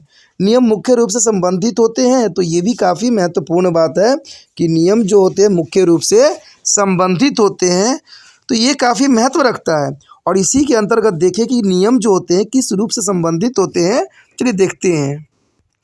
देखा जाए तो नियम इस रूप से जो है संबंधित हो सकते हैं, अवैधिक मानदंडों के संदर्भ में प्रत्येक अधिकारी की शक्ति और कार्य को परिसीमन करना। देखा जाए तो यहाँ पर मैक्स वेबर ने बहुत ही महत्वपूर्ण बात बताई है कि जितने भी अधिकारी होते हैं नौकरशाही में, सबकी शक्तियाँ और कार्य परिसीमन करना, यानी उनकी सीमा को निर्धारित करना। कहते हैं जब तक आप किसी व्यक्ति की शक्ति और कार्य को जो है एक निर्धारित नहीं कीजिएगा तब तक वो जो है उस शक्तियों का गलत उपयोग करेगा। तो नौकरशाही की सबसे महत्वपूर्ण बात और विशेषता यही है कि यहाँ पर अधिकारियों की शक्ति और कार्य को जो है परिसीमन करना काफ़ी महत्वपूर्ण रहता है। इवन देखें तो अधिकारियों को उत्तरदायित्व एवं कर्तव्य को भी स्पष्ट करना, ये भी जो है बहुत ही महत्वपूर्ण नियमों के अंतर्गत है कि जो अधिकारी नौकरशाही में कार्य कर रहे हैं उनके उत्तरदायित्व एवं कर्तव्य को स्पष्ट करना काफ़ी महत्वपूर्ण होता है। क्योंकि अगर उनके कार्य और कर्तव्य स्पष्ट नहीं होंगे तो वो अपने कार्य में कभी भी सफल नहीं होंगे, जिन कार्य के लिए जो है यहाँ पर वो आए थे। इसलिए अधिकारियों को उत्तरदायित्व एवं कर्तव्य को स्पष्ट करना काफ़ी महत्वपूर्ण बन जाता है। आगे देखें तो अधिकारियों की उन सीमाओं और शर्तों को सूचीबद्ध करना जिनके तहत उनकी वैधता कायम रखी जा सकती है। तो ये काफ़ी महत्वपूर्ण बात है कि देखिए, अगर आपको सीमाओं और शर्तों को सूचीबद्ध किए हो, अगर उसको सदैव रखना है तो उसके लिए जो है सख्ती भी बरतना ज़रूरी होती है। कहते हैं ये भारत की सबसे बड़ी विडंबना है कि भारत सरकार जो है हमेशा रूल रेगुलेशन तो बना देती है लेकिन इसको वैधता कायम रखने में असफल हो जाती है। ऐसे बहुत से योजनाएं बनाई गई जो सिर्फ कागजी बातों में थी लेकिन इस पे अमल नहीं किया जा सका। कहते हैं ये बहुत ही गलत बात होती है। नियम अगर बनाया है आपने तो उसको जो है सख्ती के साथ बरतिए और सख्ती रखिए, तभी वो वैधता कायम रहेगी। अगर आपने नियम बना दिया है उसका उपयोग नहीं कर रहे हो, सिर्फ दिखावटी बातें कर रहे हो, तो वो नियम कभी भी जो है जनमानस के लिए कल्याणकारी सिद्ध नहीं हो सकता। यही बात यहाँ पर वेबर ने भी बताने की कोशिश किया है कि अधिकारियों की उन सीमाओं और शर्तों को जो है सूचीबद्ध करना जिनके तहत उनकी वैधता कायम रखी जा सकती। यानी जो नियम बनाए गए हैं उसमें ऐसे रूल रेगुलेशन होने चाहिए जो कोई भी अधिकारी हो उसका गलत उल्लंघन नहीं किया जा सकता है। मैं आपको बता सकता हूँ ऐसी योजनाएं बहुत से हैं जो सिर्फ कागजी बातें हैं। अगर आप देखिएगा तो भारत में काफ़ी गंदगी है, लेकिन भारत सरकार ने स्वच्छ भारत अभियान भी लॉन्च किया, लेकिन इसके अंतर्गत क्या देखने को आपको मिला? आप कहीं भी रोडों पे चले जाइए आपको कूड़ा करकट ऐसे ही नज़र आ रहे होते हैं। तो आखिर अगर स्वच्छ भारत का अभियान चलाया गया तो इसका क्या फ़ायदा देखने को मिला? सिर्फ फ़ायदा ये देखने को मिला सरकार कि अब जो है इसमें सरकार की मुनाफा सिर्फ देखने को मिल रहे हैं। क्योंकि बात यहाँ सही है, अगर आपने स्वच्छ भारत अभियान चलाई तो इसका जो है पूरा वैध रूप से क्यों नहीं लागू किया? आज देखिए जब भी स्वच्छ दिवस मनाया जाता है भारत में तो मंत्री लोग सिर्फ क्या करते हैं, झाड़ू लेके रोडों पे खड़ा होके सिर्फ फ़ोटो खिंचवाते हैं, लेकिन कार्यरत कोई नहीं रहते। तो ऐसी दिखावा करके क्या मिलता है? तो यही बात मैक्स वेबर भी कहना चाहते हैं कि अधिकारियों की सीमाओं और शर्तों को सूचीबद्ध करना जो है वैधता कायम रखी जा सकती। जब तक आप सख्ती नहीं बरतोगे, जब तक इसको रूल रेगुलेशन में नहीं अच्छे से लाओगे, तब तक जो है कोई भी अभियान सफल नहीं होगा। भारत में देखा जाए तो अभियानों की एक बहुत सी लंबी लड़ी लगी हुई है, इतने बनाए गए हैं कार्यक्रम, लेकिन इसका जो है जनमानस के लिए जो है 1% भी फ़ायदा देखने को नहीं मिलता है। कहते हैं अधिकारी नियम से बंधे हैं और नियम कार्यालय आचरण के नियंत्रित करते। ये भी काफ़ी महत्वपूर्ण यहाँ पर मैक्स वेबर ने बताई थी कि अधिकारी नियमों से बंधे हैं और ये नियम कार्यकाल आचरण के नियंत्रित भी करते हैं। बात सही है। मैक्स वेबर काफ़ी दूरदर्शी थे और उन्होंने नौकरशाही में ये बात को महत्वपूर्ण रखा कि अधिकारी नियमों से बंधे होते हैं। लेकिन भारत में अगर देखिएगा कि जिस मंत्री का विभाग हो में उनको कायम रखा जाता है, यानी सरकार जो है जिस विभाग के मंत्री बनाते हैं वो लोग सालों साल जो है अपने विभाग से जो है कई कदम दूर रहते हैं। तो इसका मतलब है कि वो अपने विभागों में कभी जाने की कोशिश नहीं करते हैं। कारण बहुत बताते हैं कि भाई हमारा आज वहाँ इलेक्शन है, कभी वहाँ इलेक्शन है। तो ऐसे लोगों को जो है आप कैसे नौकरशाही के रूप में देखा जा सकता है। ऐसे व्यक्ति कभी भी कार्यरत नहीं होते हैं और यही बात मैक्स वेबर ने उजागर करने की कोशिश किया है कि अधिकारियों को नियम से बांधे। अगर उनको कोई विभाग मिला है तो प्रतिदिन अपने विभाग में जाएं, अपने विभाग में बैठे और काम करें। लेकिन भारत की सबसे बड़ी विडंबना ये रहती है कि एक मंत्री जो होते हैं कई कई विभाग के प्रमुख होते हैं। और ये देखिए कहाँ की नाइंसाफ़ी है। भारत में इतनी बेरोजगारी है लेकिन फिर भी मंत्री लोगों में देखिए एक मंत्री जो है 10-10 विभाग को संभाल रहा होता है। अब मैं तो ये नहीं समझ पाता हूँ कि इतना बड़ा दिमाग उस मंत्री में आया कहाँ से, जो 10-10 विभाग को जो है कंट्रोल कर सकता है। सोचिए और विचार कीजिए। तो यही बात मैक्स वेबर ने यहाँ बताने की कोशिश की है कि अधिकारियों को नियमों से बांधना जरूरी है और नियम कार्यकाल आचरण के नियंत्रण कर सकते हैं। अगर ऐसा नहीं हुआ तो वो विभाग कभी भी कंट्रोल में नहीं हो सकता है। यदि आगे हम बात करें तो कहते हैं कई बार नियम संगठन के लक्ष्य से अधिक महत्वपूर्ण हो जाते हैं, जिससे ललाफिताशाही की स्थिति पैदा हो जाती है। इसका अर्थ दोस्तों ये होता है कि कई बार जो नियम संगठन के लक्ष्य से अधिक महत्वपूर्ण हो जाते हैं, यानी जो नियम है संगठन के लक्ष्य से अधिक महत्वपूर्ण हो जाते हैं, जिसके कारण जो है लालफिताशाही की स्थिति पैदा हो जाती है। यानी देखा जाए तो संघर्ष की स्थिति पैदा हो जाती है, जो काफ़ी महत्वपूर्ण बात है। इवन देखें तो अवैध शक्तिक आदेश यानी अवैधक शक्तिक आदेश जो होती है, अधिकारी अनासक्त रहें और व्यक्तिगत रूप से शामिल हुए बिना केवल अपने काम से चिंतित है। ये काफ़ी महत्वपूर्ण बात है। यहाँ पर मैक्स वेबर ये बात बताना चाहते थे कि अधिकारी जो है अनासक्त रहें और अपने व्यक्तिगत कार्य के लिए सदैव ही तत्पर रहें। कोई भी अगर व्यक्ति कोई उच्च अधिकारी है तो वो कभी भी निजी नहीं हो सकता है। जो व्यक्ति निजी हो जाता है समझ लीजिए वो अपना कार्य में कभी भी जो है अपना 100% नहीं दे सकता है। क्योंकि अगर हम कोई उच्च अधिकारी हैं, उच्च पद पे हैं, तो हम सार्वजनिक हो जाते हैं। सभी के लेके चलना उस अधिकारी का जो है परम धर्म बन जाता है। तो यही बात यहाँ मैक्स वेबर बताना चाहते थे कि अधिकारी अनासक्त रहे और व्यक्तिगत रूप से शामिल हुए बिना भी केवल अपने काम से ही चिंतित रखें, तो जो काफ़ी महत्वपूर्ण बात है।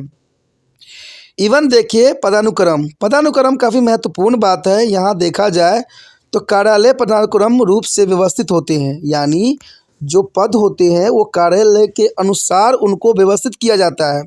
उच्च अधिकारी या कार्यालय पर्यवेक्षण करते हैं, जबकि निचले कार्यालय और अधिकारियों की अपील का अधिकार होता है। तो यहाँ पर बात क्लियर मैक्स वेबर ने बताने की कोशिश किया है अपने मॉडल में कि अधिकारी जो होते हैं, जो उच्च अधिकारी होते हैं, वो पर्यवेक्षण के कार्य करते हैं और जो निचले अधिकारी होते हैं वो अपील करने के अधिकारी होते हैं। यानी देखा जाए तो कार्यालय में सबका जो है अपना कार्य व्यवस्था व्यवस्थित होती है। इससे जो होता है कार्य प्रणाली बहुत ही सरलता से आगे बढ़ती है। और ये काफ़ी महत्वपूर्ण बात रखता है नौकरशाही के अंतर्गत कि पदानुक्रम करना बहुत ज़रूरी है। हर व्यक्ति को जो है अपना कर्तव्य, अपना कार्य सुनिश्चित करना, ये जो है काफ़ी महत्वपूर्ण बात यहाँ पर आ जाता है। उसके पश्चात देखा जाए तो अधिकारी संसाधनों के मालिक नहीं हो सकते हैं। ये काफ़ी महत्वपूर्ण बात यहाँ मैक्स वेबर ने बताई कि अधिकारी आधिकारिक संसाधनों के मालिक नहीं हो सकते हैं। यानी अधिकारियों के पास कर्तव्य को पूरा करने के लिए आवश्यक संसाधनों का स्वामित्व नहीं होते हैं। यानी जो कर्तव्य है, जो संसाधन है, उसका जो है स्वामित्व नहीं होते कोई भी अधिकारी का, लेकिन वो अधिकार संसाधनों का उपयोग के लिए जवाबदेह जरूर हो जाते हैं। आधिकारिक व्यवसाय और निजी मामले आधिकारिक राजस्व और निजी आय को सख्ती से अलग किया जा सकता है। यानी ये काफ़ी महत्वपूर्ण बात रहा कि आधिकारिक व्यवसाय और निजी मामले, आधिकारिक राजस्व और निजी आय को सख्ती से अलग करने का यहाँ प्रावधान सुनिश्चित किया गया है। इवन हम देखें आगे तो कार्यालय के अधिकृत नहीं कर सकते। ये भी मैक्स वेबर के मॉडल के अंतर्गत बहुत काफ़ी महत्वपूर्ण बात है कि कार्यालय को अधिकृत नहीं कर सकते। अधिकारी कार्यालय को निजी संपत्ति के रूप में उपयोग नहीं कर सकते जिसे बेचा या विरासत से प्राप्त किया जा सकता है। देखिए ये बात काफ़ी महत्वपूर्ण यहाँ पर मैक्स वेबर ने बताई कि कोई भी कार्यालय होता है वो निजी नहीं होते हैं, वो आपकी निजी संपत्ति नहीं होते हैं, उसका आप निजी उपयोग नहीं कर सकते। लेकिन देखा जाए तो ये भारत के लिए ये विपरीत है। भारत में कोई भी व्यक्ति अगर किसी पद पे आ जाता है तो उसको निजी ले लेता है और वो निजी संपत्ति समझ के जो है उसका दोहन भी करता है। इसी कारण भारत जो है आज 100 साल पिछड़ा हुआ देशों में से गिना जाता है। जर्नल सी बात है, नौकरशाही के अंतर्गत वेबर ने काफ़ी महत्वपूर्ण बात यहाँ बताई है कि कोई भी कार्यालय हो, कहीं भी व्यक्ति कोई कार्य कर रहे हो, कभी भी अपना निजी संपत्ति नहीं मानना चाहिए, उसका जो है सही उपयोग करना चाहिए और जग के लिए करना चाहिए और लोक कल्याण के लिए करना चाहिए। तो ये बात यहाँ पर मैक्स वेबर ने काफ़ी महत्वपूर्ण बात बताई है, कार्यालयों की स्वीकृति नहीं कर सकते हैं। उसके पश्चात देखें तो लिखित दस्तावेजों पर संचालित, ये काफ़ी महत्वपूर्ण बात है कि नौकरशाही के अंतर्गत जो मॉडल यहाँ पर मैक्स वेबर ने प्रस्तुत किया, इसके अंतर्गत लिखित दस्तावेजों पर संचालित, ये काफ़ी महत्वपूर्ण पॉइंट रहेगा। कहते हैं प्रशासन जो है लिखित दस्तावेजों और फाइलों के आधार पर संचालित किए जाते हैं। यानी देखा जाए जो कहते हैं भारत सरकार हो या कोई भी देश हो, वहाँ पर प्रशासन जो होती है वो लिखित दस्तावेजों पर कार्य करती है। अगर लिखित दस्तावेज नहीं है तो वो कार्य को संचालित करना संभव नहीं है, क्योंकि इनमें फाइलों का आधार जरूर बनाया जाता है। और यही बात मैक्स वेबर बताना चाहते हैं अपने मॉडल में कि लिखित दस्तावेज का होना काफ़ी महत्वपूर्ण होता है, क्योंकि ये निजी मामला नहीं होता है, सार्वजनिक होता है, इसलिए इसको दस्तावेज के रूप में रखा जाना काफ़ी महत्वपूर्ण होता है। आगे देखें तो मेनोक्रेटिक्स प्रकार, मेनोक्रेटिक्स का यही मतलब होता है कि नौकरशाही द्वारा किए गए कार्य दूसरे द्वारा नहीं किया जा सकता है। यानी जो नौकरशाही कार्य कर सकते हैं वो कार्य दूसरे व्यक्ति नहीं कर सकते हैं। वेबर ने अधिकारियों की विशेषता का भी वर्णन यहाँ पर किया, जो कि मॉडल के रूप में काफ़ी महत्वपूर्ण है। आगे देखें तो व्यक्तिगत रूप से स्वतंत्र, ये काफ़ी महत्वपूर्ण पॉइंट रहेगा कि व्यक्तिगत रूप से स्वतंत्र, अधिकारी व्यक्ति जो है रूप से स्वतंत्र है और व्यक्तिगत रूप से किसी के नौकर नहीं है। ये बात तो सही है कि कोई व्यक्ति किसी का नौकर नहीं होता है, वो अधिकारी रूप से स्वतंत्र होते हैं। यानी आपको सिर्फ जो है अपना कर्तव्य को जो निष्ठावान बनाना है, कर्तव्य को करना है। यही वेबर जो है बताना चाहते हैं इस पॉइंट के अंतर्गत कि व्यक्तिगत रूप से आप स्वतंत्र हो, आप किसी के अधीन नहीं हो, लेकिन आप अधीन हो सिर्फ कार्य के। जो पद आपको मिला है, जो आपकी प्रतिष्ठा मिली है, उस पे आप किस प्रकार के कार्य करते हो, ये आपकी स्वतंत्रता निर्धारित करती है। आपने देखा भी होगा कि कई ऐसे लोग होते हैं जो अच्छे अच्छे उनके पास पोस्ट होता है, लेकिन इस पोस्ट का जो है वो गलत उपयोग करने लग जाते हैं। तो देखा जाए तो कहते हैं अगर आप गलत उस पोस्ट का उपयोग कर रहे हो तो जर्नल सी बात है दूसरा व्यक्ति आपको थोड़ी छोड़ देगा, आपको जो है यहाँ कानूनी जो है लपेटे में आ सकते हो। ऐसे बहुत से आप देख सकते हो कि भारत में ऐसे बहुत से मंत्री हैं जो अच्छे अच्छे पद पे थे और उनके गलत कार्यों के कारण आज देखा जाए तो वो जेलों के चक्की पीस रहे हैं। तो ये जर्नल सी बात है और इस के अंतर्गत आपकी स्वतंत्रता जो है नष्ट हो जाती है, ख़त्म हो जाती है। तो ये बात काफ़ी महत्वपूर्ण बात है कि आपकी स्वतंत्रता तभी बनी रह सकती है जब आप अपने पद को सुचारू रूप से और सही ढंग से आगे लेके चल सकते हो। तो ये काफ़ी महत्व रखता है यहाँ पर। यदि आगे बात करें तो अनुबंध के आधार पर नियुक्ति, कहते हैं ये काफ़ी महत्वपूर्ण है। नौकरशाही के मॉडल के अंतर्गत मैक्स वेबर के द्वारा अनुबंध के आधार पर नियुक्ति, अधिकारियों को अनुबंध के आधार पर जो है आधिकारिक पद का नियुक्ति किया जाता है। अगर आपको पता होगा कि जितने भी अधिकारी होते हैं उनको जो है एक अनुबंध के आधार पर नियुक्ति की जाती है और उनको शपथ ग्रहण भी करवाई जाती है। लेकिन देखा जाए तो हमारे देश में इसके विपरीत होते हैं। कहते हैं लोग जिसके शपथ खाते हैं हमेशा उसके विपरीत ही कार्य करते हैं, जो गलत है। कहते हैं अगर आपने शपथ लिया है, अगर आपको जो जनता ने चुना है, तो इसका अर्थ ये है कि आपको कार्यरत होना ज़रूरी है। कहते हैं अगर कोई व्यक्ति मेहनत करके भी कोई पद प्राप्त करता है तो उसके साथ बहुत से लोगों की आशा जो होती है जुड़ जाती है। तो ये काफ़ी महत्वपूर्ण बात है। उसके पश्चात देखें योग्यताओं के आधार पर नियुक्ति। योग्यताओं के आधार पर नियुक्ति काफ़ी महत्वपूर्ण बात नौकरशाही के अंतर्गत आता है कि अधिकारी की नियुक्ति उसकी तकनीकी प्रशासनिक योग्यता के आधार पर की जाती है। और देखा जाए तो ये काफ़ी महत्वपूर्ण गुण है कि किसी भी व्यक्ति के योग्यता के आधार पर नियुक्ति होना जो है काफ़ी महत्वपूर्ण बन जाता है। इवन देखें तो अवैधानिक नियमों के आधार पर कार्य। अधिकारी उसे सौंपे गए अधिकार का उपयोग अवैधानिक नियमों के अनुसार करता है। तो जर्नल सी बात है, कोई व्यक्ति जिस पद पे नियुक्त किए गए हैं उसको उस कार्य को जो है सुचारू रूप से करने की प्रावधान होती है और उसको नियमगत जो है कार्य करने की ज़रूरत होती है।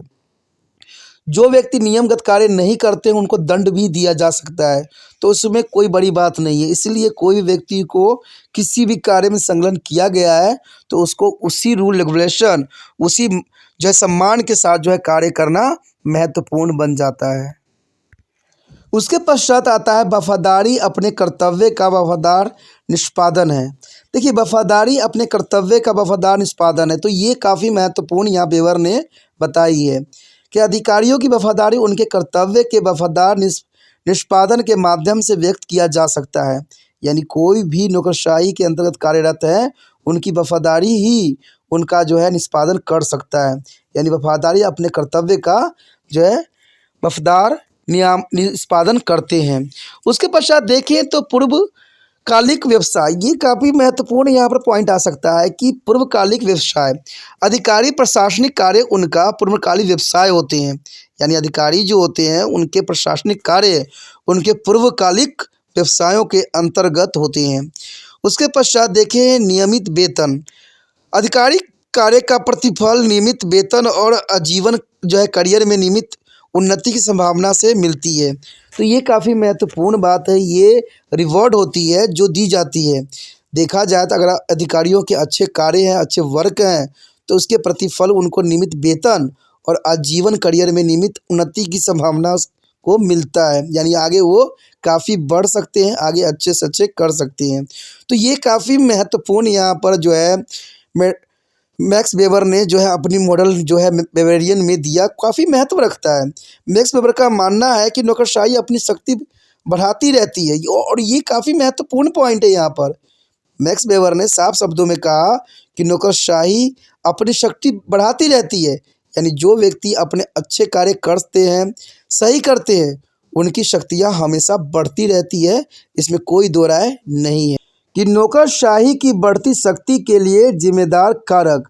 देखा जाए तो नौकरशाही की बढ़ती शक्ति के लिए जिम्मेदार कारक कौन कौन से हो सकते हैं, तो ये काफ़ी महत्वपूर्ण बात यहाँ आता है।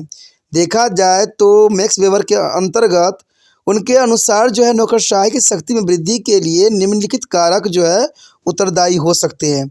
मैक्स वेबर ने साफ शब्दों में जो है बढ़ती हुई शक्ति के जो है निर्धारित कारण जो बताया था धन अर्थव्यवस्था का निर्माण। सबसे प्रथम बात उन्होंने धन अर्थव्यवस्था का निर्माण को जो है कारक बताया। उसके पश्चात देखा जाए तो मैक्स वेबर ने पूंजीवादी अर्थव्यवस्था का उदय, ये भी काफ़ी महत्वपूर्ण बात थी कि पूंजीवादी अर्थव्यवस्था का उदय भी कहीं हद तक जो है नौकरशाही की बढ़ती शक्ति के लिए जिम्मेदार कारक हो सकता है।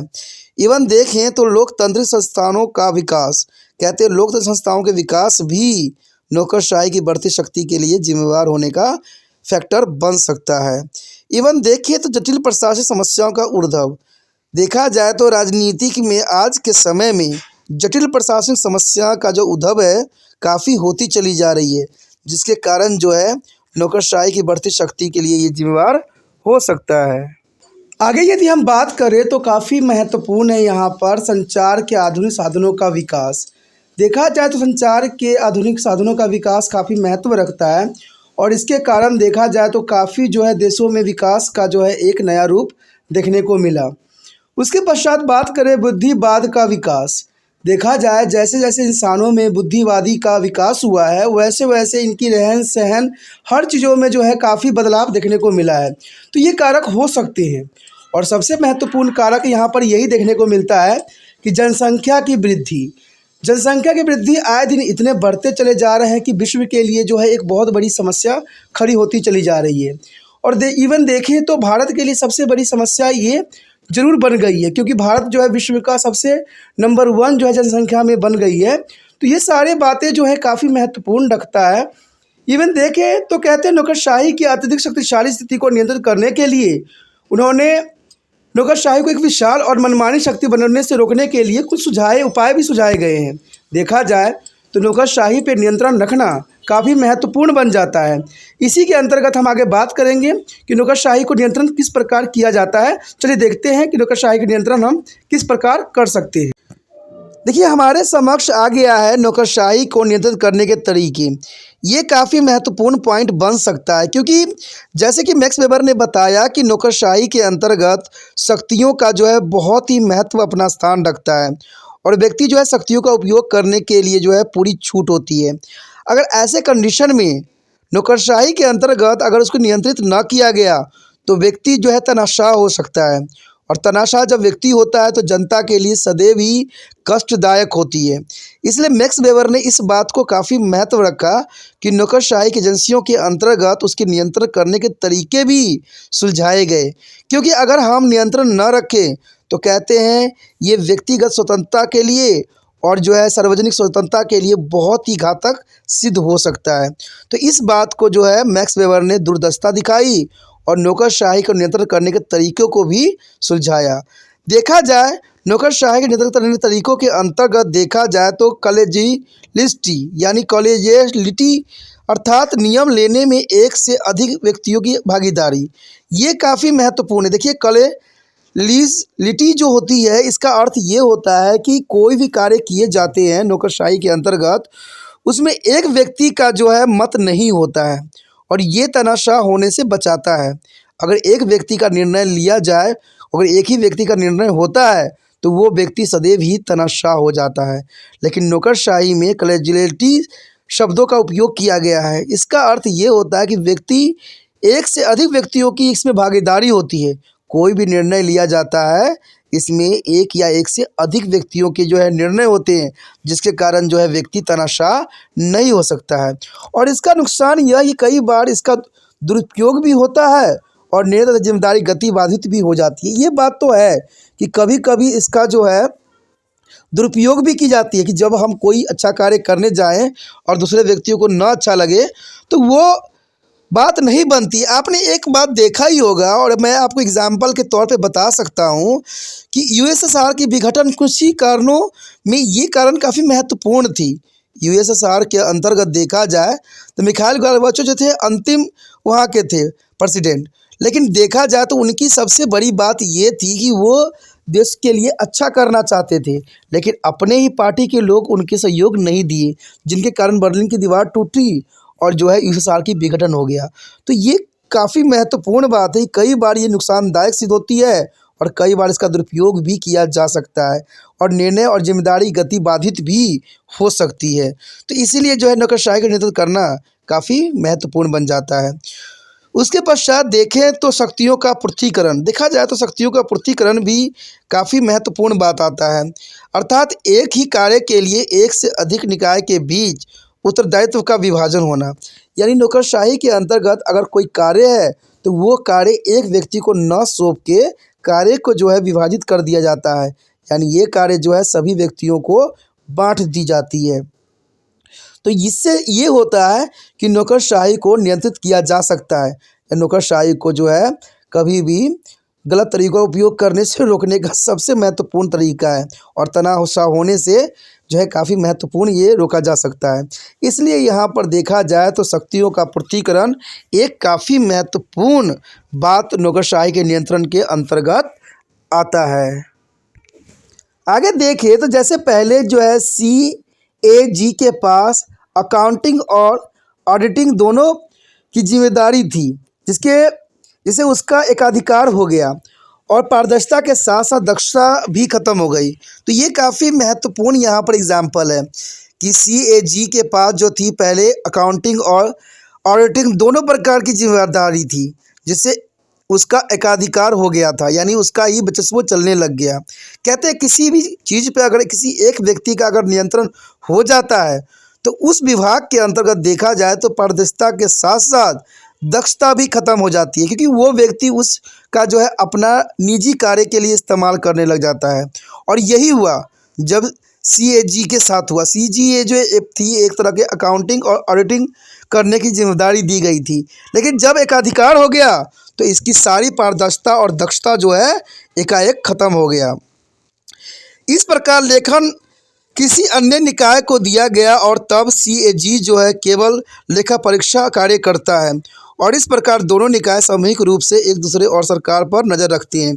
तो देखा जाए तो ये सीएजी जो थे पहले तनाशाह हो गया था। जब ये तनाशाह हो गया और इनकी पारदर्शिता खत्म हो गई तो इसको जो है एक अलग ही विभाग दे दिया गया, जिसके अंतर्गत केवल लेखा परीक्षा ही कार्य शेष रह गई, और इस प्रकार दोनों निकाय सामूहिक रूप से एक दूसरे की सरकार पर नज़र रखने के कार्य कर सकते थे।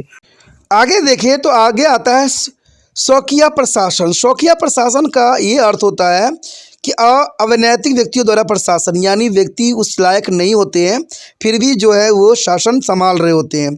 आज हमारे देश की सबसे बड़ी विडंबना यही है कि आज ऐसे व्यक्ति के पास सत्ता का भागदौड़ है जो उसके लायक ही नहीं है, लेकिन फिर भी जो है उन्हीं के हाथों में जो है सत्ता का भागदौड़ है। तो यही बात यहाँ इस पॉइंट से साफ नज़र आता है, जिसमें मैक्स वेबर ने बताई कि शौकिया प्रशासन यानी वो अपने शौक के लिए प्रशासन विभागों में कार्यरत होते हैं और अपने मनमर्जी से जो है कार्य करते हैं, जिसको तानाशाह भी कह सकते हो और जिसको देश कल्याण के रूप में कभी नहीं देख सकते हो।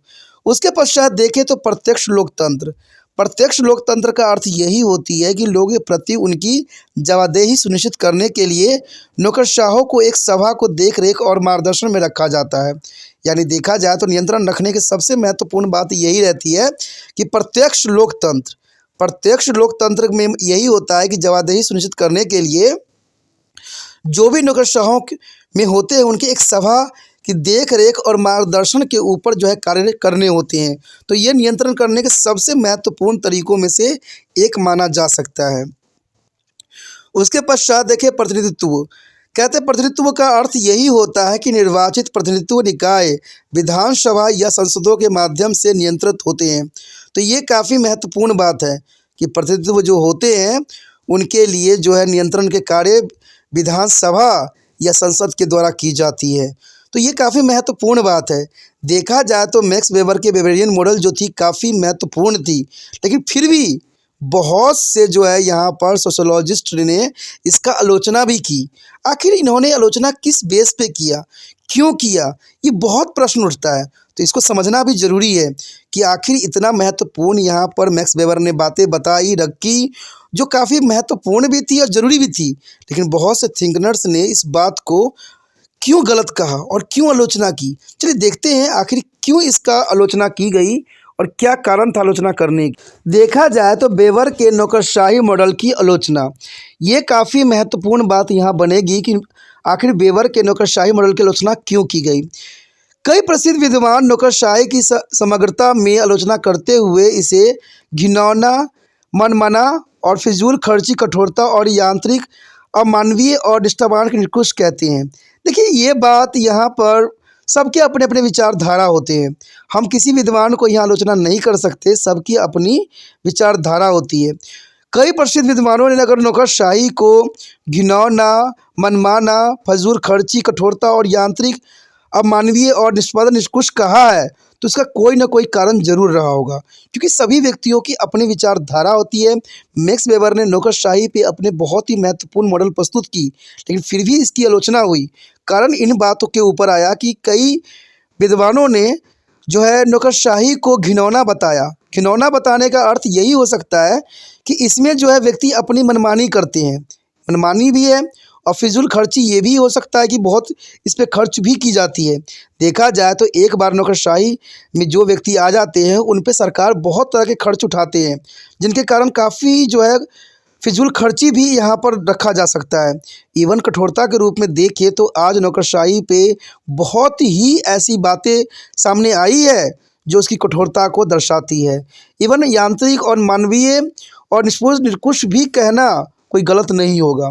फिर भी देखा जाए तो कह यहाँ पर बहुत से विद्वानों ने इस बात को मुख्य जो है एक उद्देश्य बताया कि यह एक मशीनी सिद्धांत है। यानी बहुत से विद्वानों ने इसको जो है नौकरशाही की आलोचना के अंतर्गत ये बताया कि यह मशीनी सिद्धांत है।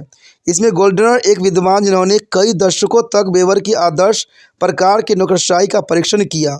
यानी देखा जाए तो गोल्डनर ने काफ़ी महत्वपूर्ण विद्वान थे जिन्होंने मैक्स वेबर के जो है विचारधाराओं का और आदर्शों का जो है परीक्षण किया। उन्होंने आंतरिक विरोधाभास पाया जो अनुशासन के आधार पर विशेषताओं और अज्ञातकारिता के दावे के बीच तनाव को दर्शाता है। वेबर के सिद्धांतों को एक मशीन सिद्धांत कहा जाता है। देखा जाए तो वेबर को एक मशीन सिद्धांत कहना इसलिए कई हद तक सही होगा क्योंकि बहुत सी बातें ऐसे वेबर ने बताई थी जो एक मशीन के कार्यरत के रूप में होता है। यानी मशीन को जो आप आज्ञा दे देते हो वही कार्य करता है, और ये आलोचना करना कोई गलत नहीं थी। आज अगर देखा जाए आधुनिक टाइम में ऐसे बहुत से कार्य होते हैं जो नौकरशाही में व्यक्ति होते हुए भी गलत उपयोग करते हैं, मशीनों का उपयोग करते हैं। आपने देखा ही होगा कि भारत में बहुत से जो होते हैं यहाँ पर बच्चों के एडमिशन होते हैं, तो सरकार ने यहाँ पर एक दूरदर्शिता के कार्य न करके एक सबसे बड़ी गलत बातों का अनुसरण किया कि इन्होंने जो है मशीन के अंतर्गत जो है ड्रॉ निकाला जाता है। देखिए दोस्तों, मशीनों के द्वारा किसी चीज़ को कार्य करना कहीं हद तक सही नहीं है। मैं तो उन व्यक्ति पे इसका आलोचना करता हूँ जिन्होंने ऐसे रूल रेगुलेशन बनाए हैं। कहते हैं मशीन में हम जिन बातों को सेट कर देते हैं, जो डाटा दे देते हैं, वो उसी डाटा पर कार्यरत होता है। यानी वहाँ पर न तो किसी बच्चे की भविष्य निर्धारित होती है, न किसी बच्चे का भविष्य होता है। वहाँ पर जो डाटा हमने कंप्यूटर में डाल दी वही बात जो है आपके समक्ष कंप्यूटर प्रस्तुत करता है। तो यहाँ पर जिन्होंने भी ये रूल रेगुलेशन बनाई है वो कहीं ना कहीं जो है नौकरशाही के सबसे जो है फिजूली और जो है यांत्रिक चीज़ों के लिए घिनौना कार्य किए हैं, जो गलत है। इन पर निरंकुशता होना बहुत काफ़ी ज़रूरी है। देखा जाए तो अगला पॉइंट काफ़ी महत्वपूर्ण आया है कि विकासशील देशों के लिए उपयुक्त नहीं थी। यानी यहाँ पर मैक्स वेबर ने जो वेबरियन मॉडल प्रस्तुत किया था वो विकासशील देशों के लिए उपयुक्त नहीं है। देखा जाए तो विकासशील देशों में ऐसे रूल रेगुलेशन लागू करना बहुत ही दुष्कर्म कार्य होता है। इसलिए बहुत से आलोचक ने इस बात को जो है गलत साबित किया, और इसमें प्रेस्थल्स ने जो है वेबरियन मॉडल को विदेशी संस्कृति के उत्पादन के रूप में भी बताया जो विकासशील समाजों में लागू करने के लिए काफ़ी अपर्याप्त है। लेकिन वेबरियन नौकरशाही विकसित देशों के लिए उपयुक्त थी क्योंकि इसमें एकरूपता अधिक थी और कार्य कम थे। यानी देखा जाए तो बहुत से आलोचक ने इस बात को ज़रूर बताया कि विकासशील देशों के लिए वेबरियन मॉडल जो है बिल्कुल ही अपर्याप्त है। कहते हैं वेबरियन मॉडल जो है विकासशील देश के लिए हो ही नहीं सकता। ये सिर्फ अगर होगा भी तो ये विकसित देशों के लिए होगा। जो विकसित देश है उनमें जो है दो तरह की अपरूपता पाई जाती है। देखा जाए तो कार्यकारिणी का कार्य कम से हो जा सकते हैं। तो ये काफ़ी महत्वपूर्ण यहाँ पर बात जो है आलोचकों ने बताई। उसके पश्चात देखें तो नियमों पर अधिक ध्यान, ग्राहकों पर कम। ये काफ़ी महत्वपूर्ण बात है कि यहाँ पर नौकरशाही की आलोचना के अंतर्गत बात बताई गई कि नियमों पर अधिक ध्यान दी गई और ग्राहकों पर कम। नियमों और परिशुद्धता पर वेबर का अधिक जोर स्वयं को पराजित करने वाला प्रतीत होता है, क्योंकि अधिकारी केवल इन्हीं में फंस जाएंगे और उन्हें अपने ग्राहकों यानी लोगों की चिंता नहीं होगी। तो देखा जाए तो ये काफ़ी महत्वपूर्ण बात हो सकती है। अगर देखिए, अगर हर एक व्यक्ति नियमों को पर अधिक ध्यान देने लग जाए तो ग्राहकों पर कम ध्यान होगा। कहते हैं बहुत से ऐसे समस्याएं आती है जहां पर नियम जो होते हैं धरे के धरे रह जाते हैं। वहां पर कभी कभी हमें व्यक्तिगत विचारधारा रखने पड़ जाते हैं। अगर हम नियमों के ध्यान में रखते हुए आगे बढ़ें तो शायद हम वो कार्य नहीं कर सकते जो हमें करना चाहिए।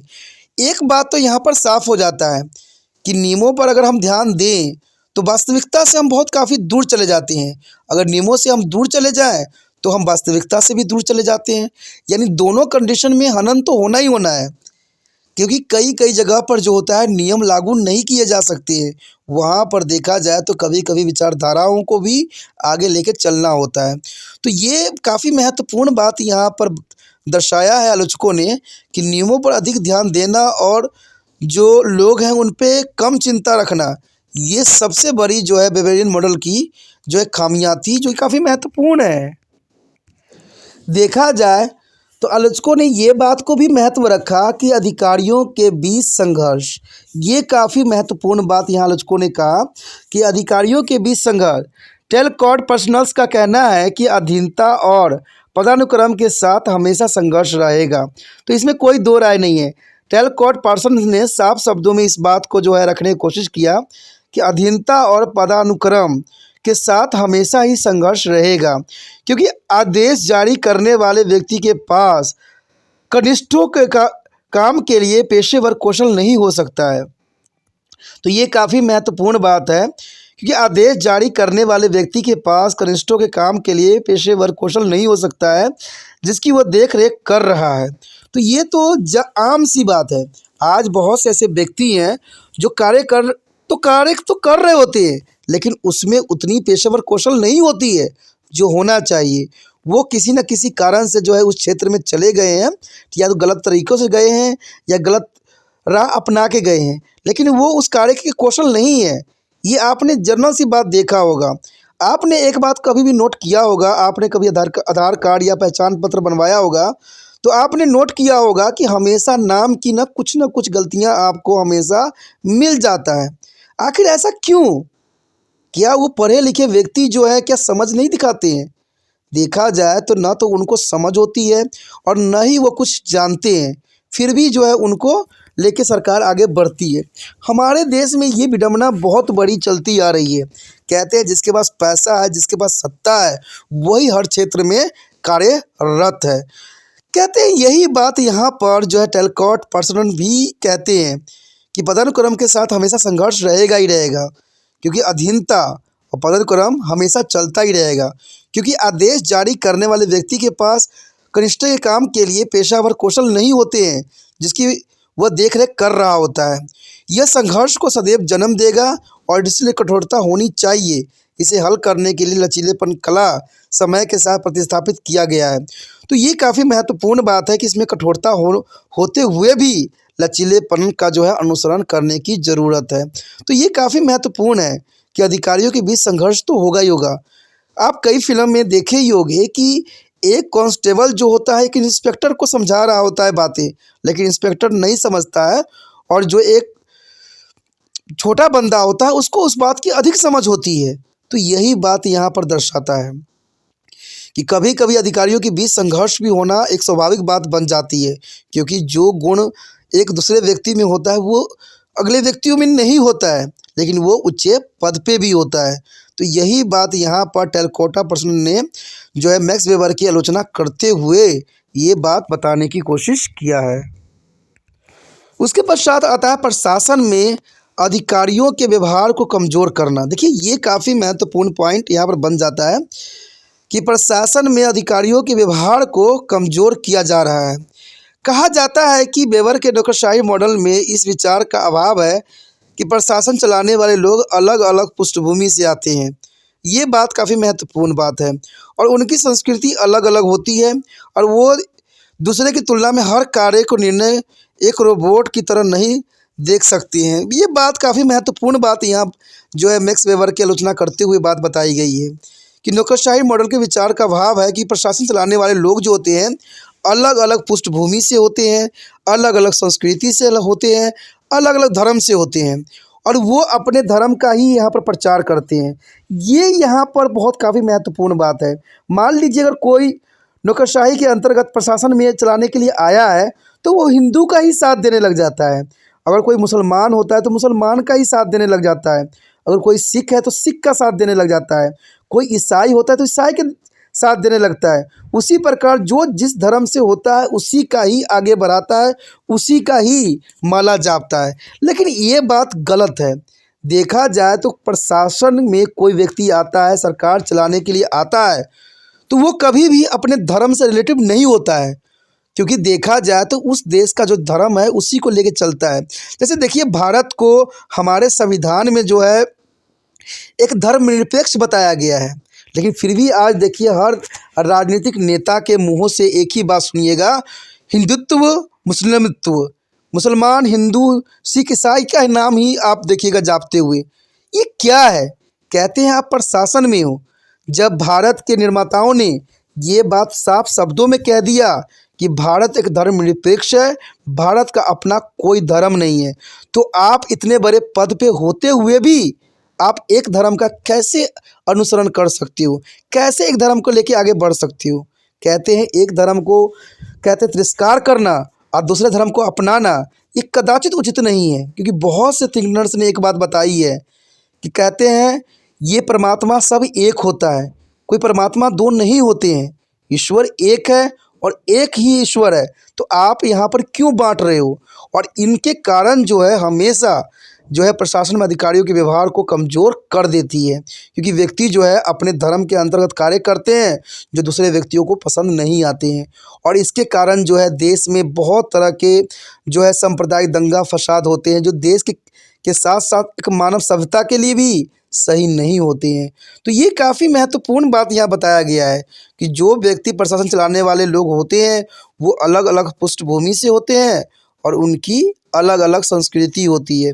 तो वो अपने तरीक़ा से जो है वो रोबोट नहीं बन सकते हैं, वो अपने तरीक़ा से जो है प्रशासन चलाने की कोशिश करते हैं, जिसके कारण वो असफल हो जाते हैं।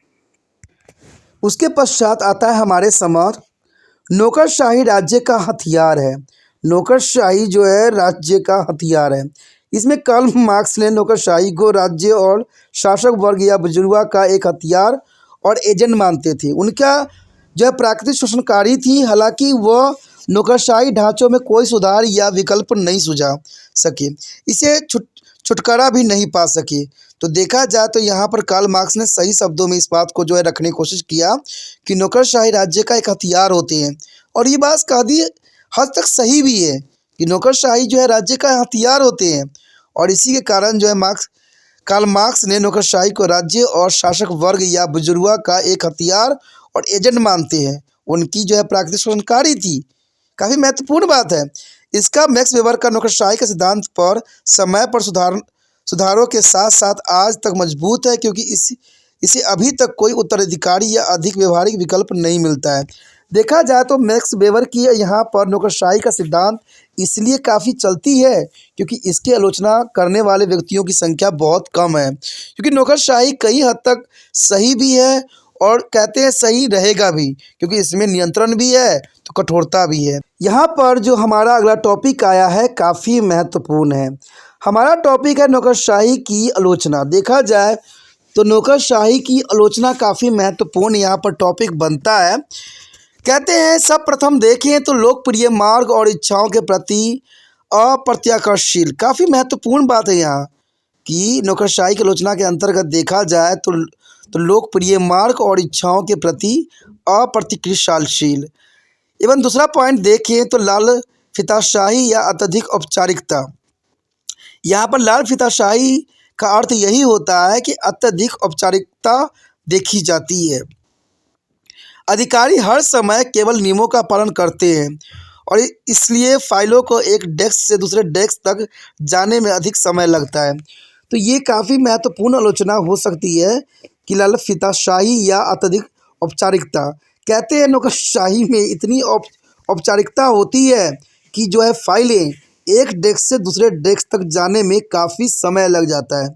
अगर आप कोई भी कार्य नौकरशाही के अंतर्गत करवाना चाहते हो तो आपके जो है जूते चप्पल सब घिस जाएंगे, क्योंकि यहाँ पर फाइलों को एक डेस्क से दूसरे डेस्क पर पहुँचने में बहुत समय लग जाता है, और ये नौकरशाही की आलोचना के अंतर्गत काफ़ी महत्वपूर्ण बात है। इसीलिए देखा जाए इस बात को लाल फीताशाही का रूप दिया गया है कि जो है लाल फीता में बंधे हुए फाइल सिर्फ एक डेस्क से दूसरे डेस्क तक पहुंचते हैं, लेकिन इसका कार्य कभी भी सफल नहीं हो पाता है। देखा जाए तो नौकरशाही स्वयं को कायम रख रही है, और ये काफ़ी महत्वपूर्ण बात है। कर्मचारी की वृद्धि लेकिन काम में कोई वृद्धि नहीं, जिसकी परिणाम स्वरूप करदाताओं के बिना कुछ लिए अधिक पैसा देना पड़ रहा है। तो ये काफ़ी महत्वपूर्ण यहाँ पॉइंट बन गया है कि नौकरशाही स्वयं को कायम रख रही है, यानी नौकरशाही में जितने व्यक्ति कार्यरत हैं वो स्वयं को कायम रख रहे हैं, कार्य कोई नहीं कर रहा है। क्योंकि कार्य देखा जाए तो कर्मचारी की वृद्धि हुई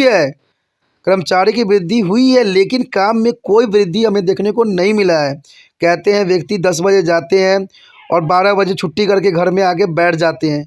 ऐसे में काम की वृद्धि होना जो है आम बात रह जाती है कि काम की तो वृद्धि हुई है, लेकिन काम करने वाले व्यक्ति जो है नहीं कर रहे हैं। कहते हैं कर्मचारी में बहुत वृद्धि कर दी गई है, लेकिन काम करने की जो फ्रीक्वेंसी होती है उसमें कोई भी वृद्धि देखने को हमें दूर दूर तक नज़र नहीं आया है, जिसके परिणाम स्वरूप करदाताओं के बिना कुछ लिए अधिक पैसा देना पड़ता है।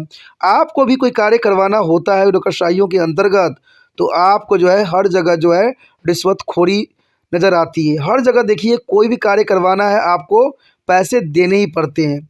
आप सोचिएगा कि बहुत सरकार ऐसे हैं जो ये बोलते हैं कि आप जो है कोई पैसा लेता है, कोई आपसे रिश्वत लेता है, आप फ़ोटो खींचिए, आप मोबाइल में बनाइए। आपको पता है कि उस राज्य में क्या देखने को मिल रहा है आज के समय में? आज के समय में देखिएगा तो वहाँ पर कोई भी कार्य समय रहते नहीं हो पा रहा है। कोई भी काम आप दीजिएगा तो वो बंदा यही कहता है कि हम इतना जल्दी काम करके क्यों दें, साल 2 साल लगाएंगे तब आपके काम होगा। तो ये कैसी विडंबना है। कहते हैं आज नौकरशाहियों के अंतर्गत लोग गलत उपयोग कर रहे हैं। इवन देखिए कि ऐसे राज्य में, ऐसे क्षेत्रों में सरकार की आलोचना होनी चाहिए और हो भी रही है, क्योंकि ऐसे क्षेत्रों में काम होता ही नहीं है। आप कोई काम करवाने चाहते हो तो आपको जो है साल 1.5 साल लग ही जाता है, क्योंकि व्यक्ति जो एक ही बात तो कहता है कि भाई मैं क्यों एक्स्ट्रा काम करूं, जब मुझे एक्स्ट्रा आमदनी नहीं हो रहा है तो मैं एक्स्ट्रा काम क्यों करूं, सरकार मुझे कितना पैसा दे देता है और इसके लिए मैं इतना मरता रहूं। तो यही बात यहाँ पर सरकार भी नहीं समझती है और जो है नौकरशाही में कार्यरत व्यक्ति भी इस बात को नहीं समझते हैं। देखा जाए तो कर्मचारी में काफ़ी वृद्धि ज़रूर हुई है, लेकिन उनके काम की फ्रीक्वेंसी में थोड़ा भी वृद्धि नहीं हुई है। आज नौकरशाही के अंतर्गत न जाने कितने लोग कार्यरत हैं, लेकिन काम देखिए जहाँ का तहाँ ही पड़ा हुआ है। काम में कोई वृद्धि हमें देखने को नहीं मिलता है। कहते हैं आपको उसी कार्य के लिए दूसरे व्यक्ति को पैसा दे के जो है कार्य निकलवाना पड़ता है, और ये होगा भी क्यों नहीं। मान लीजिए अगर आपको बर्थ सर्टिफिकेट बनवाना है तो आप कोई प्राइवेट सेक्टर से तो बनवा नहीं सकते, इसके लिए आपको सरकारी मोहर की ज़रूरत पड़ेगी, और सरकारी मोहर नौकरशाहियों के अंतर्गत ही आती है। तो फिर आपका जेब जो है ढीला ज़रूर होगा, क्योंकि आपको वहाँ पर कुछ जो है देना ही पड़ेगा। पैसा नहीं दोगे तो शायद आपका कार्य जो है विलम्ब होता ही चला जाएगा। तो ये काफ़ी महत्वपूर्ण यहाँ बात आता है नौकरशाही के आलोचना के अंतर्गत। उसके पश्चात देखें तो विभागवाद तथा साम्राज्य निर्माण, ये काफ़ी महत्वपूर्ण बात बन जाता है मैक्स वेबर के जो है आलोचना के अंतर्गत। कहते हैं नौकरशाही कई अलग थलग और आत्मनिर्भर वर्गों से सरकार के बुरे काम को प्रोत्साहित करती है। तो इसमें कोई दो राय नहीं है कि विभागवाद और साम्राज्यवाद निर्माण ये काफ़ी महत्व रखता है कि नौकरशाही कई अलग थलग और आत्मनिर्भर जो है वर्गों में सरकार के बुरे काम को प्रोत्साहित करती है, जिसमें से प्रत्येक वर्ग बाकी हिस्सों के साथ किसी भी पर्याप्त संबंध के बिना अपनी ज़रूरतें को पूरा कर सकता है। तो ये काफ़ी महत्वपूर्ण बात है कि जो है यहाँ पर नौकरशाही के अंतर्गत जो लोग इसमें कार्यरत होते हैं वो सरकार के गलत कामों को भी जो है प्रोत्साहित करते हैं, जिसके कारण जो है हमारे समाज की दशा बिगड़ती चली जा रही है। इवन देखें तो नौकरशाही परंपराओं को पसंद करती है और रूढ़वादिता पर कायम रहती है। तो ये भी देखने को मिला है कि नौकरशाही परंपरा को पसंद सदैव करती है और रूढ़वादी पर ही कायम रहती है। एक नकारात्मक मनोविज्ञान विकसित करता है जो गैर पारदर्शिता और सूचना में रुकावट भी पैदा करने की यहाँ पर प्रावधान सुनिश्चित करते हैं कि नौकरशाही सदैव ही परंपरा को पसंद जरूर करते हैं, लेकिन रूढ़वादी पे अपने नियमों पर कायम रहते हैं, जिनके कारण कई ऐसे कार्य होते हैं जो आसानी से नहीं हो पाते हैं। उसके पश्चात हमारे समक्ष आता है वेबरियन नौकरशाही निम्नलिखित कारणों से अभी भी प्रासंगिक है। देखा जाए तो ये काफ़ी महत्वपूर्ण पॉइंट यहाँ बन सकता है कि जो वेबरियन नौकरशाही निम्नलिखित कारणों से अभी भी प्रासंगिक है। तो कारण क्या है? सब प्रथम कारण यही बनता है कि सरकार द्वारा धार्मिक रूप से पालन। मैंने पहले ही आपको बताया है कि प्रासंगिकता होने की यही कारण होती है कि सरकार धार्मिक रूप से पालन करती है। कई आलोचनाओं के बावजूद सार्वजनिक और निजी दोनों संगठन वेबरियन नौकरशाही के धार्मिक रूप से पालन करते हैं। उदाहरण के लिए योग्यता के आधार पर अधिकारियों का चयन और लिखित दस्तावेजों का उपयोगिता। देखा जाए तो सरकार द्वारा धार्मिक रूप से पालन करने के कारण जो है इसकी प्रासंगिकता अभी भी बनी हुई है, जो काफ़ी महत्वपूर्ण बात यहाँ पर रखता है। उसके पश्चात आता है पदानुक्रम हर जगह पाया जाता है। ये भी काफ़ी महत्वपूर्ण आता है नौकरशाही के अंतर्गत कि पदानुक्रम जो है हर जगह पाया जाता है। नौकरशाही समय और स्थान की कसौटी पर सफल रही है, यानी नौकरशाही जो है समय और स्थान की कसौटी पर सफल रही है और यह हर जगह पाया जा सकता है, चाहे वो समाजवादी हो या पूंजीवादी हो। आज देखा जाए तो नौकरशाही का पदानुक्रम हर जगह पाया जाता है, चाहे वो समाजवादी हो या पूंजीवादी हो। नौकरशाही का अपना एक स्थान बन गया है। इवन देखिए तो कल्याणकारी राज्य नौकरशाही का बहिष्कार नहीं कर सकते, तो ये काफ़ी महत्वपूर्ण बात आ जाता है कि कल्याणकारी राज्य नौकरशाही का बहिष्कार नहीं कर सकता है। कल्याणकारी राज्य व्यवहारिक नौकरशाही का बहिष्कार नहीं कर सकता है, क्योंकि कल्याणकारी राज्य के कुछ कार्य और विकास कार्यक्रम नौकरशाही के बिना पूरे नहीं हो सकते हैं। यानी देखा जाए तो ये काफ़ी महत्वपूर्ण बात है कि कल्याणकारी राज्य नौकरशाही का बहिष्कार नहीं कर सकते हैं। कारण क्या है? क्योंकि कल्याणकारी राज्य के कुछ कार्य और विकास कार्यक्रम नौकरशाही के बिना पूरे भी नहीं किए जा सकते हैं। लोग अपनी दैनिक आवश्यकताओं के लिए नौकरशाही की ओर देखते जरूर हैं। तो ये काफ़ी महत्वपूर्ण बात है कि हमारे समाज से नौकरशाही का बहिष्कार करना शायद संभव नहीं रह गया है, क्योंकि आज बहुत से ऐसे कार्य हैं जो नौकरशाहियों के हाथों में आ गए हैं। उनको हटाने का अर्थ यही होता है कि उन कार्य को ख़त्म कर देना। तो ये काफ़ी महत्वपूर्ण बात है, क्योंकि अपने दैनिक आवश्यकताओं के लिए हम नौकरशाही की ओर ही देखते हैं, जो काफ़ी महत्वपूर्ण है। उसके पश्चात आता है समय की मांग होने पर सुधार किया जा सकता है। देखा जाए तो समय की मांग होने पर सुधार करने का प्रावधान भी यहाँ पर सुनिश्चित किया गया है। मैक्स वेबर ने प्राचीन और आधुनिक समय में नौकरशाही के विकास में योगदान देने वाले विभिन्न कारकों और स्थितियों का अध्ययन किया है। यानी देखा जाए तो आधुनिक बड़े पैमानों के संगठनों और प्रौद्योगिक और पूंजीवादी व्यवस्था का विकास भी इसमें सुनिश्चित किया गया है। उनके सिद्धांत के आधुनिक समय में नौकरशाही की संरचना और विकसित करने और इनमें व्यवसायिक लाने में भी मददगार साबित हो सकता है। तो देखा जाए तो समय की मांग काफ़ी महत्वपूर्ण यह बात रखता है, और इस बात के लिए मैक्स वेबर ने अपने प्राचीन और आधुनिक समय में नौकरशाही के विकास में योगदान देने वाले विभिन्न कारकों और विभिन्न स्थितियों का भी अध्ययन करके इस बात को सभी के सामने रखा। यानी आधुनिक बड़े पैमानों के संगठनों और प्रौद्योगिक और पूंजीवादी व्यवस्था का विकास इसमें सुनिश्चित किया गया था, और उनके सिद्धांतों के अनुसार समय में नौकरशाही की संरचना विकसित करने और इनसे व्यावसायिक लाने में काफ़ी मददगार साबित हो सकता है। उसके पश्चात देखें तो अधिक दक्षता के साथ कार्य करें। ये काफ़ी महत्वपूर्ण बात है कि अधिक दक्षता के साथ कार्य करें, यानी अधिक एफिशिएंसी के साथ जो है वर्क अपना डन करें। व्यवहारिक नौकरशाही अधिक दक्षता और तर्कसंगतता के साथ कार्य करने में अधिक सक्षम है। यदि समय और स्थिति की मांग के अनुसार समय समय पर इनमें सुधार किया जाए ताकि इसे वर्तमान समय के लिए अधिक प्रासंगिक बनाया जा सके। देखा जाए तो मैक्स वेबर ने साफ शब्दों में इस बात को अंतिम रूप दिया था कि जो है इस नौकरशाही है उसको तर्कसंगत बनाया जाए और समय समय पर जो है इस पर सुधार की जाए, समय समय पर इसको सुध ली जाए, जिससे जो है हम नौकरशाही को और भी जो है बेहतर बना सकें। यानी व्यवहारिक नौकरशाही काफ़ी अधिक दक्ष हो सके, और ये तभी होगा जब सरकार की जो है महत्वपूर्ण अपनी कदम होगा वो अपने विचारधारा रखेंगे और नौकरशाही की दक्षता में और भी वृद्धि करेंगी। देखा जाए तो कहीं ना कहीं ये बड़े बड़े लोगों के अधीन कार्यरत होते हैं, इसलिए बड़े बड़े लोगों को इस बात को जो है अनुसरण करने की आवश्यकता रहती है। तो इसी के साथ हमारा ये टॉपिक जो था वेबर का नौकरशाही के ऊपर, यानी मैक्स वेबर के नौकरशाही के ऊपर विस्तृत जानकारी थी, वो काफ़ी महत्वपूर्ण थे। इस पे हमने हर बात पे विचार किया, जाना, समझा, रखा, जो काफ़ी महत्वपूर्ण एग्ज़ाम व्यू से रहता है। ये वीडियो हर एक बच्चों के लिए महत्वपूर्ण रहेगा जिनके सिलेबस में मैक्स वेबर की जो है नौकरशाही की व्यवस्था होगी। यहाँ पर देखा जाए तो हम मैक्स वेबर के जीवन के ऊपर भी प्रकाश डाले हैं, जो काफ़ी आपके लिए महत्वपूर्ण साबित हो सकता है। मुझे लगता है कि इसमें मैक्स वेबर की सारी मैंने बातों को रखा है आपके समक्ष, तो ये काफ़ी महत्वपूर्ण जो है आपके लिए हो सकता है। अगर आपके लिए महत्वपूर्ण है तो आपके साथ जो बच्चे पढ़ते हैं उनके लिए भी ये महत्वपूर्ण साबित हो सकता है। और इसके लिए आपको सिर्फ एक कार्य करना है, जितना हो सके इस वीडियो को शेयर करना है। और शेयर करने के लिए बहुत ही तकलीफ़ नहीं करना है, यूट्यूब से लिंक को कॉपी करना है और व्हाट्सएप स्टेटस पे लगा देना है। जो बच्चों को देखना होगा, जो जिसको समझना होगा, जिनको ज़रूरत होगी, वो इनमें से पॉइंट देखेंगे भी, समझेंगे भी और लिखेंगे भी और एग्ज़ाम में जो है अच्छे अंक प्राप्त भी करेंगे।